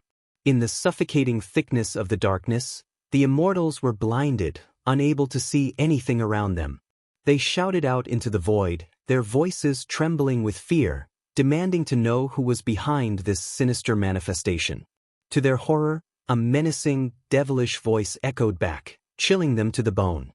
"You know the answer to your question," it hissed, sending shivers down their spines. One of the immortals, his voice quivering, mumbled, "Dark Lord." As the fear toxin continued to grip their hearts, the immortals became more and more petrified. The toxin amplified their fears, making the darkness even more terrifying, and the haunting voice that answered them felt like an embodiment of their deepest nightmares. In the midst of their terror, the Dark Lord's voice returned, cutting through the blackness with an eerie calmness. "Tell me," he demanded, "where did you put the crystal?" Their minds reeling, the immortals felt shocked beyond belief. They had witnessed the Dark Lord's supposed death at the hands of Noah, and now he stood before them, alive and with them, in the very hall where they had convened to discuss their concerns. The immensity of the revelation was too much for them to comprehend. Their immortal composure shattered, and they were reduced to mere mortals, shaken to their cores by the return of the Dark Lord. They could hardly believe their eyes and ears, and the fear toxin made them question the very fabric of reality. Was this an illusion, or had the Dark Lord truly come back from the dead? In the pitch-black darkness, the immortals stood paralyzed, not knowing how to respond to the unexpected and chilling presence of the Dark Lord. As Michael interrogated the immortals, a powerful aura suddenly appeared on his environmental scanning. Reacting swiftly to the change in the situation, Michael tapped into his innate power, connecting with the darkness within each immortal. In response, the immortals felt an intense pain in their chests, coughing and collapsing to the ground. With his dark swords unsheathed, Michael sprang into action, moving with deadly precision. In the pitch-black darkness of the hall, the only sounds that echoed were the chilling growls of the immortals. Michael swiftly ended their lives, cleaving their heads in a few blinks of an eye. Originally, he had planned to extract information about the crystal before eliminating them, but the unexpected appearance of another powerful being left him with no choice but to swiftly kill the immortals. Leaving no witnesses who had realized the Dark Lord was still alive became an imperative for Michael, even at the cost of ending their lives without mercy. After swiftly dispatching the immortals, Michael dispelled the darkness in the hall and moved to a corner where shadows lingered. Embracing his role as the god of darkness, he melded with the darkness, becoming one with it. With perfect harmony, he blended into the shadows, waiting for the powerful being detected in his environmental scanning to reveal itself before him. Chapter 1049 The overwhelming power of the Dark Lord. As Michael concealed himself in the darkness, a figure descended from the rooftop and landed beside the round table where the immortals once sat. It was none other than Evan. Shock was evident in his eyes as he saw the beheaded bodies of the immortals, and fear crept into his expression. What happened here? Evan's voice trembled as he took in the horrifying scene. Michael couldn't help but smirk at Evan's reaction, noting the unstable energy radiating around him like a ticking time bomb. The last time they clashed, Michael had been at Godhood Level 1 and had to resort to using Victoria, Evan's fiancée, as a hostage to gain the upper hand. However, this time, Michael was at the Celestial stage with Godhood Level 2, making him more powerful than Evan. Despite them both being at Godhood Level 2, Michael's strength surpassed Evan's several times over. As Evan carefully inspected the lifeless bodies, he couldn't find any signs of struggle or evidence of the perpetrator. Unbeknownst to him, Michael remained hidden in the dark corner, a calculating smile playing on his lips. Meanwhile, Michael retrieved several powerful runic parchments from his storage, each designed by Eladir and acquired through the system store at the cost of 5 million badass points. With precision, he placed the parchments on the nearby wall, watching as the runes came to life, vibrating before melding into the stone. As the room remained shrouded in an eerie silence, Michael's neck cracked audibly as he prepared for his encounter with Evan once more. The sound echoed through the chamber, catching Evan's attention. His heart pounded in his chest, and his eyes widened in shock and fear when he saw the figure emerge from the darkness. The air around them felt charged with tension as Michael and Evan locked eyes. Evan couldn't believe what he was seeing. The Dark Lord, who he thought was dead, now stood before him, alive and more powerful than ever. Fear and disbelief washed over Evan as he faced the formidable enemy who he thought died. Terror gripped Evan's heart as he stammered, "Ghost." "I go by the name Dark Lord now," Michael replied calmly, his voice sending chills down Evan's spine. With each step Michael took forward, Evan stumbled back, his fear intensifying. The combination of the fear toxin in the air and the shock of seeing the Dark Lord alive made Evan tremble uncontrollably. "You are dead." "No." Evan mumbled in disbelief. He vividly remembered witnessing Noah strike the Dark Lord with the god-killing arrows, leading to a fiery explosion. Unbeknownst to Evan, the two god-killing arrows Olivia gave to Noah during the final moments of the war were actually fakes. In a clever twist, Olivia had entrusted the real god-killing arrows to Michael. So when Noah struck Michael with the 5 original god-killing arrows and the 2 fakes, the genuine arrows remained inert. It was all part of Michael's elaborate plan to fake his death with a spectacular explosion and secure all the authentic god-killing arrows for himself. "I am indeed dead. I am just your deepest fear," Michael taunted, toying with Evan's emotions. For a moment, Evan felt convinced that the Dark Lord standing before him was a manifestation of his worst nightmares. No! Suddenly, Evan shook his head vigorously, as if trying to break free from the grip of fear. Summoning his courage, he lunged at Michael, aiming a desperate punch at his face. But just as his fist approached Michael, it was caught midair by the Dark Lord, who wore an unsettling smile. "I am indeed dead. I am just your deepest fear," Michael taunted, playing with Evan's emotions. For a brief moment, Evan's mind succumbed to the idea that the Dark Lord was nothing more than a manifestation of his worst nightmares. No! Suddenly, Evan shook his head vigorously, as if trying to shake off the fear that had consumed him. Summoning every ounce of his courage, he lunged at Michael and threw a furious punch towards his face. But before the blow could land, Michael effortlessly caught Evan's fist, flashing a twisted smile. "Evan, did you miss me?" Michael's chilling words echoed in Evan's mind, reminding him of the horrific scene where the Dark Queen had forced Victoria to drink the blood tonic against her will. Although Michael had no intention of fighting Evan seriously, he couldn't resist testing his newfound powers, using Evan as a mere practice dummy to display his strength. "You cannot be alive.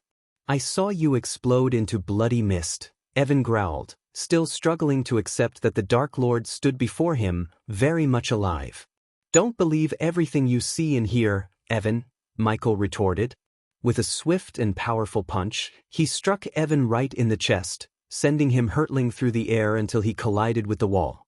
The fear toxin coursing through Evan's veins slowly began to lose its grip as anger and the pain of losing Victoria overwhelmed him. 2 weeks after the Dark Lord's supposed defeat, Victoria had traveled to meet her family on the R continent after her encounter with Xianxia. Tragedy had struck as she was ambushed and slain by a bone dragon. Since then, Evan had been relentlessly tracking down the bone dragon's origins, leading him to the Immortal Council's headquarters atop Mount Galleon. The connection between Victoria's death and the council heightened Evan's fury and determination. "What do you think?" Michael sneered, his taunting words further provoking Evan's anger.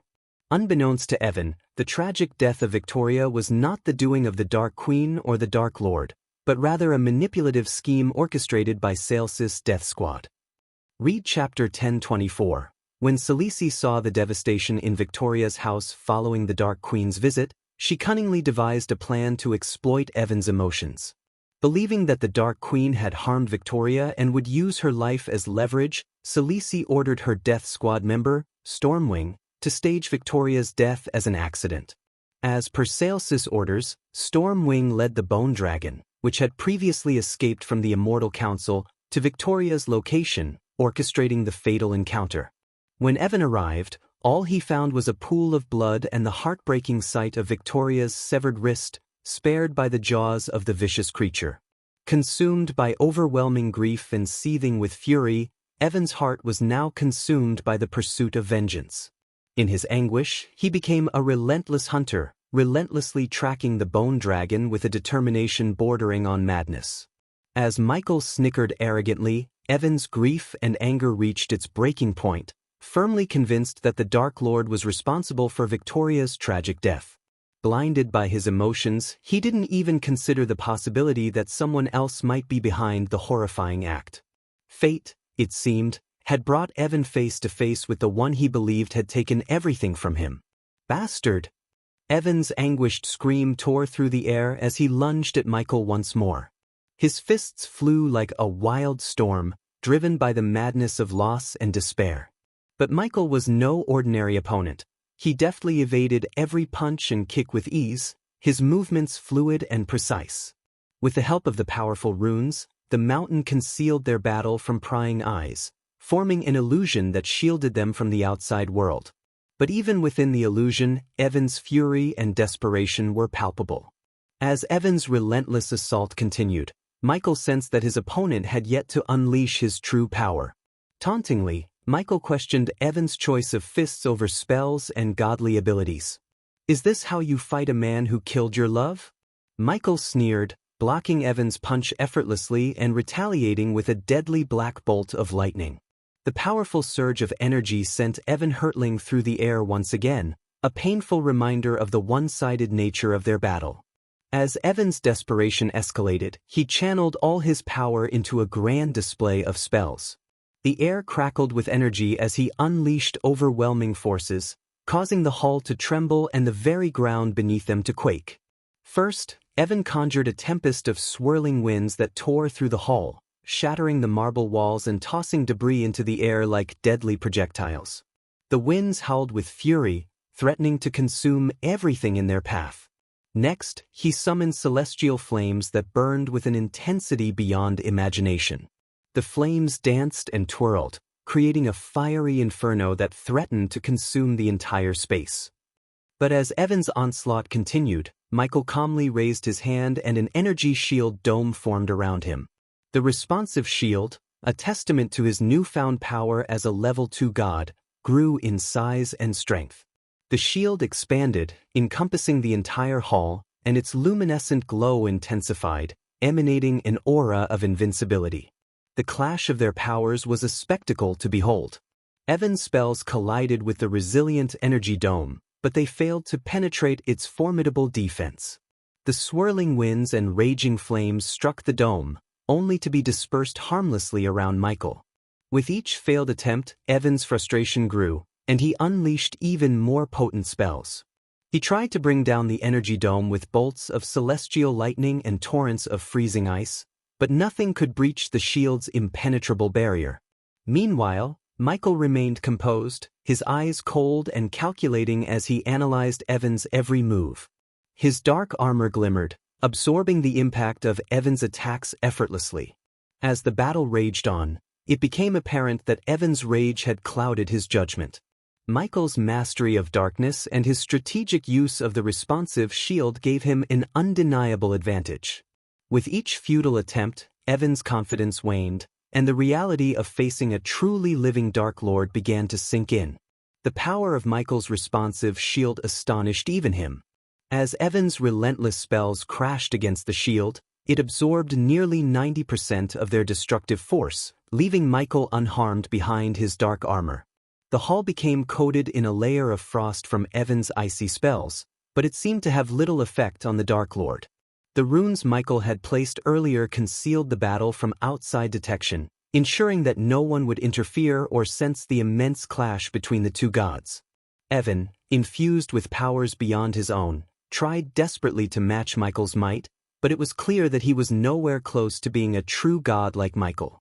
In this confrontation, Michael realized that only the true gods from the realm of gods could stand a chance against him and pose a real challenge, especially those who were at or above the level 3 godhood.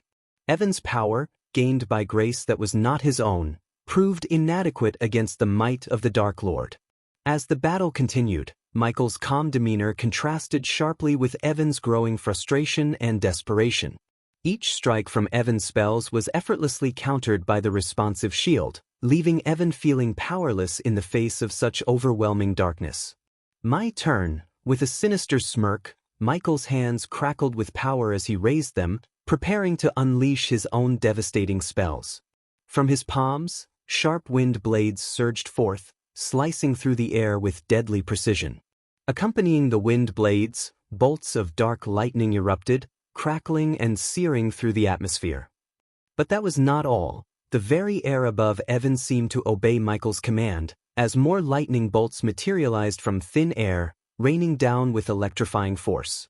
As if the spectacle wasn't enough, a ring of dark flames erupted from Michael's body, encircling him in a blazing inferno. The flames were no ordinary fire, they were infused with dark flames, consuming everything in their path with unrelenting fury. The force of the spells was overwhelming, creating an awe-inspiring display, the deadly onslaught of wind blades, lightning bolts, and infernal flames. Desperation and fear etched across his face, but there was a raw power that left the entire hall trembling. Evan's eyes widened in horror as he found himself surrounded by the deadly onslaught of wind blades, lightning bolts, and infernal flames. Desperation and fear etched across his face, but there was nowhere to run.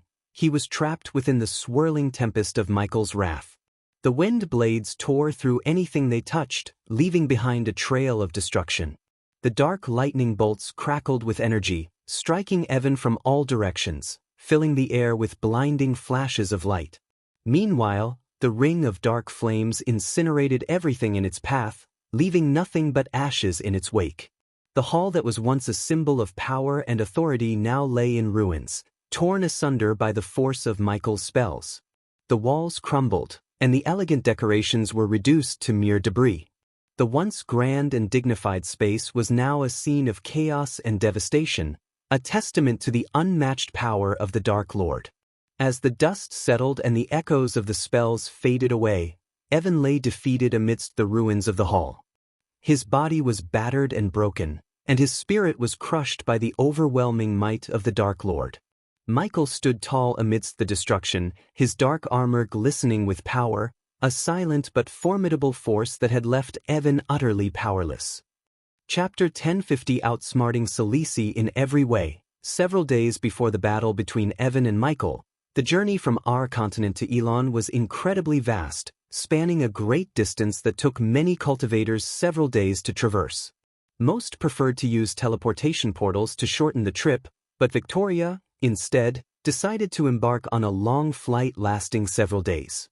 She wanted to enjoy the breathtaking sights along the way before eventually arriving at Sales's safe house in the Cassidian forest.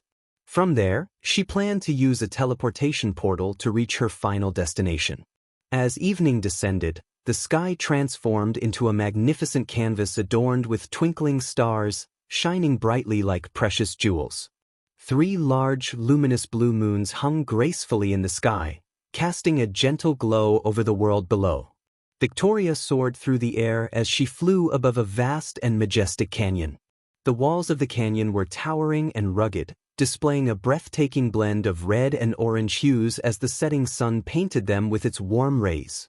Moving swiftly, Victoria left the canyon behind and approached the emerald-green Cassidian forest. The forest welcomed her with open arms, its giant trees stretching high into the sky. The canopy above was a kaleidoscope of lush foliage, forming a natural roof that filtered the soft sunlight and created a soothing, dappled effect on the forest floor. The spacious ground between the trees was a haven of vibrant life. Soft, green grass carpeted the forest floor, adorned with colorful wildflowers that added a touch of beauty to the landscape. The air was filled with the sweet scent of nature, and the forest seemed to sing with the harmony of chirping birds and gentle rustling leaves. It was a place of peace and serenity where Victoria could find solace and comfort amidst the wonders of nature. Unbeknownst to Victoria, she was being closely trailed by 2 individuals. One of them was a mysterious figure shrouded in black robes, with the upper body of an eagle, revealing him to be a beastman. This enigmatic figure was none other than Stormwing, a deadly member of Sales's death squad. Stormwing had been tasked by Selisi with a sinister mission, to assassinate Victoria and make it appear as if her death was a mere accident. To accomplish his dark purpose, Stormwing carried a pouch filled with a potent alchemical substance, a gray powder specifically used to lure a bone dragon. The very same bone dragon that had seemingly escaped the Immortal Council's control. Meanwhile, unknown to both Stormwing and Victoria, a silent and watchful presence trailed them from the shadows. It was Michael who had been tracking their movements with great caution. Michael was well aware of Sales's intentions, and he had anticipated her every move. When he had asked Gaia to leave Victoria's home, he knew it would lead Selisi to make a dangerous assumption that the Dark Lord would use Victoria's life to manipulate Evan. Michael's keen insights and meticulous planning had successfully lured Selisi into his trap. Now, as he followed Victoria and Stormwing, he waited for the perfect moment to intervene and thwart Sales's wicked plot. From the vantage point of a massive tree, Michael observed Victoria setting up her camp for the night. He remained silent and concealed, hidden within the dense foliage of the tree. As he watched her, Victoria's words drifted up to him. She expressed relief that the Dark Lord's reign of terror was finally over. "I never felt like this in months. Glad everything is over with the Dark Lord," Victoria murmured softly to herself. She swiftly prepared her camp, changing into more comfortable clothes.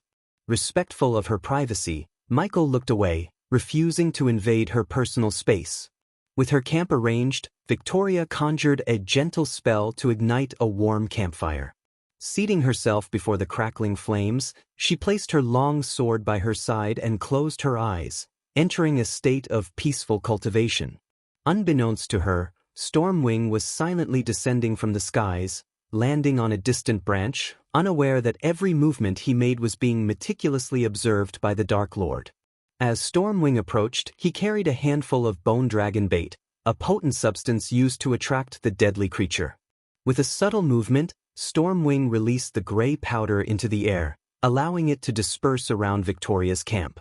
The bait had no discernible scent, ensuring that Victoria remained unaware of the impending danger that lurked in the air.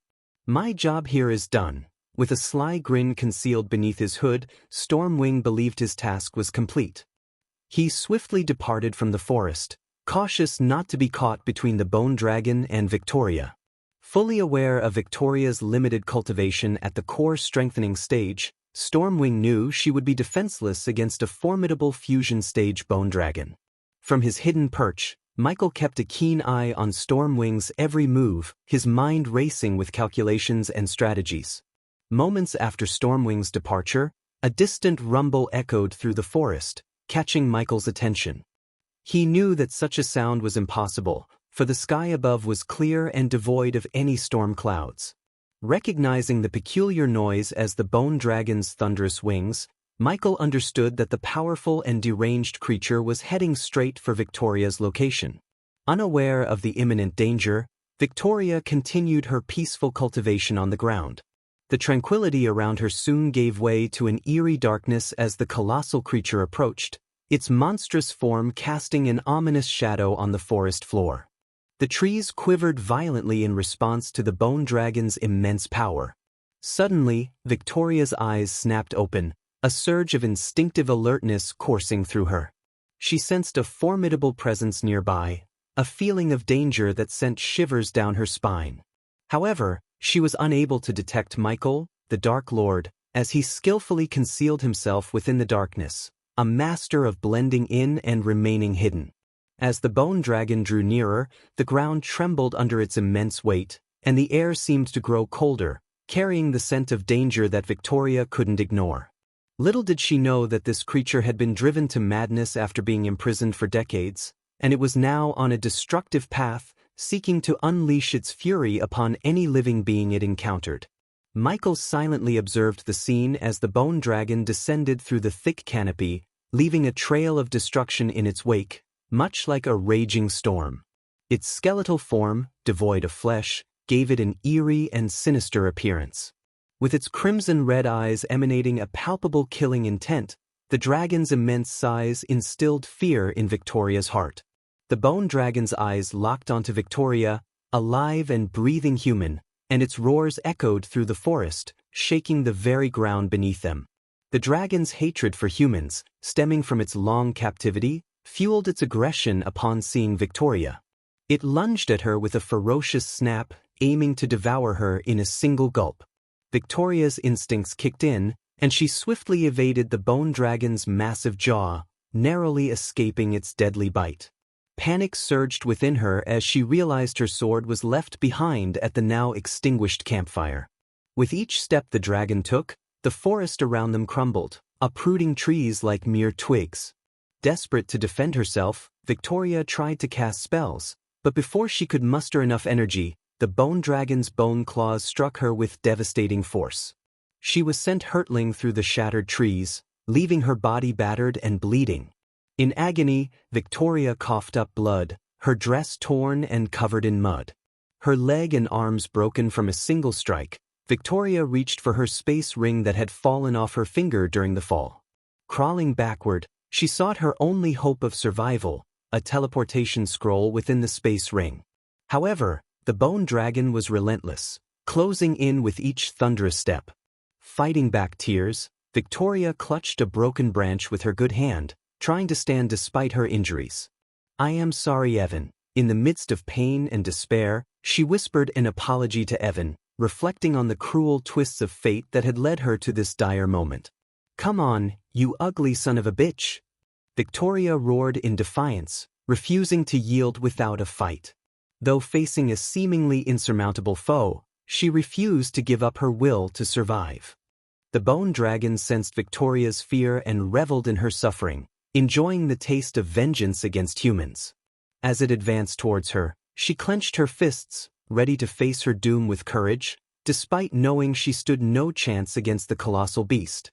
Just as the dragon's jaws were about to close around her, a sudden figure appeared, landing boldly between Victoria and the monstrous creature. It was Michael, the Dark Lord himself. His calm demeanor contrasted sharply with the chaotic situation. Ever heard of mouthwash? Michael taunted the dragon before delivering a powerful punch that sent the creature tumbling to the ground. Victoria's eyes widened in shock and terror, unable to comprehend the sight before her. She had believed the Dark Lord to be dead, but here he stood, very much alive and powerful as ever. "Let me take care of this bug," Michael declared with a confident smile, assuring Victoria that he had everything under control. Before she could react, he raised his hand, releasing a knockout potion that quickly overwhelmed her senses. Victoria collapsed to the ground, her fears and worries momentarily subdued by the potion's effects. After gently knocking out Victoria to ensure she remained safe, Michael turned his attention to the suffering bone dragon. He could sense the deep scars of torture etched into its very being, which ignited a spark of empathy within him. Determined to end the dragon's torment, Michael chose to end its life swiftly and mercifully. With a solemn expression, Michael leaped onto the dragon's bone head, looking into its crimson eyes filled with hatred and pain. He understood the dragon's history of suffering at the hands of each side of the dragon's face. In an instant, a connection formed between them and they locked eyes. Michael's immense power, humans, and he didn't wish to cause it any more pain than it had already endured. Summoning the Soul Eater skill, Michael placed his hands gently on each side of the dragon's face. In an instant, a connection formed between them and they locked eyes. Michael's immense power overwhelmed the dragon's feeble resistance, allowing him to absorb its soul without inflicting further harm. As the process unfolded, a faint white wisp of smoke emerged from the depths of the dragon's eyes, gracefully coiling into Michael. It was a poignant moment, witnessing the dragon's pain slowly dissipate and its soul finding peace in the embrace of the Dark Lord's power. Michael's expression softened, as he knew he had granted the creature a final release from its suffering. "Now it's time to turn Evan against Salisi," Michael said with a sinister smile, his mind already plotting the perfect revenge. Little did Salisi know that Michael had outsmarted her, recording the conversation she had with Stormwing about assassinating Victoria. Despite Sales's protective artifact, Michael ingeniously devised a long-range camera using arch-energy crystals and Elidar's runes to bypass her defenses. The camera captured every damning word, and Michael stored the evidence in a recording crystal, a commonplace item in this world. With Victoria now safe from the assassination attempt, Michael held the key to exposing Sales's deceitful scheme. He felt a sense of triumph, knowing that with this recording he could easily turn Evan against Salisi and make her pay for her crossing paths with him. The thought of watching Sales's downfall brought a wicked glint to Michael's eyes as he reveled in his cleverness. Chapter 1051 Turning Evan against Salisi. Inside the cozy wooden cabin nestled deep within the forest, Michael stood before Evan and Victoria. They were seated in chairs facing a large mirror that Michael had conjured for this moment. He wanted to reveal Sales's treachery to the couple and make them understand the truth. With a determined look in his eyes, Michael took a step forward and raised his hand, gently spraying a potion onto their faces. As the potion touched their skin, Evan and Victoria's eyelids fluttered, and they slowly regained consciousness. When they opened their eyes, they found themselves in a dimly lit cabin, the sound of heavy rain echoing outside. Their memories of the events before losing consciousness flooded back, but they didn't focus on each other just yet. Their attention was fixed on the enigmatic figure before them, the Dark Lord himself. A mix of fear and curiosity washed over them, but Michael's soothing words and a calming potion diffused their initial anxiety. "Turn your heads to the side," Michael calmly instructed. Evan complied first, turning his head to the side, and what he saw sent shivers down his spine. There, gazing at him with tears streaming down her cheeks, was Victoria. It had been several long days since they had seen each other, but for Victoria, It felt like only a few moments had passed since her encounter with the bone dragon. Unbeknownst to her, Michael had kept her unconscious while Evan sought his revenge on the dragon that had taken her life. The emotions in that moment were overwhelming, a mix of relief, love, and sorrow. To Evan's utter shock, Victoria was alive and well. Overwhelmed with joy and disbelief, he lunged at her, accidentally tripping over the chair she was sitting on. Ignoring their surroundings, the couple embraced tightly, tears of relief and happiness streaming down their cheeks. Michael watched the emotional reunion from the sidelines, allowing them the moment they deserved. "I thought you were dead," Evan said, holding Victoria as if he would never let her go. "Evan," Victoria choked out through her tears, her heart overflowing with emotions. "The dragon. How did you?" "I saw your wrist." Evan's words trembled with the memory of the horrifying scene he had witnessed. He vividly recalled finding a wrist with the engagement ring covered in blood in the forest. Unbeknownst to him, Michael had orchestrated the ruse by placing the ring on a severed undead wrist and leaving it at the scene. Suddenly, Evan released Victoria from his embrace and examined her arms, only to find no engagement ring on her finger. Victoria, too, was baffled by its absence, as she had no memory of losing the ring. Unbeknownst to them, it was Michael who had removed the ring after knocking her out. It was only then that they both turned their attention to the Dark Lord, who had been silently observing them. "Are you finished reuniting and ready to learn who sent a dragon after Victoria?" Michael asked Evan and Victoria, his calm demeanor contrasting with the whirlwind of emotions surrounding them. "How are you still alive?" Evan asked in complete shock, unable to fathom how the Dark Lord stood before them unscathed. Victoria was equally speechless, her mind struggling to process the impossible reality. Although Michael had concealed his true power, both Evan and Victoria could sense that he had reached a realm beyond any mortal's capabilities. "You must have called the dragon and pretended to save me," Victoria finally spoke, her voice tinged with suspicion and disbelief. "Can you, for once, use your brain?" Michael rolled his eyes, a hint of annoyance in his tone. With a wave of his hand, Evan and Victoria's bodies jerked involuntarily, their fear growing. As Michael waved his hand, the mirror behind him flickered to life, revealing a scene. Evan and Victoria saw Xianxia, accompanied by a figure dressed in black robes, hovering in the wind. The scene slowly moved to a grand manner with soldiers lying unconscious on the surrounding grounds. To Victoria's surprise, she immediately recognized the manner as her own and furrowed her brow in confusion and concern. "Evan has been compromised," Xianxia's voice echoed through the scene in the mirror, and Evan listened intently, his heart racing. "My lady, how would you like me to handle Evan?" "It poses a challenge since you have elevated him to the status of a god," responded the cloaked figure floating beside Xianxia, who Evan now recognized as Stormwing. "You are mistaken, Stormwing. The god-killing arrows, even if retrieved by Noah, can only slay either him or the Dark Lord. They are single-use weapons, unable to be replicated or merged into a new form. Once the Dark Lord perishes, the arrows themselves will cease to exist," Xianxia explained, her voice calculated and composed. "Then how do you propose we handle Evan, my lady?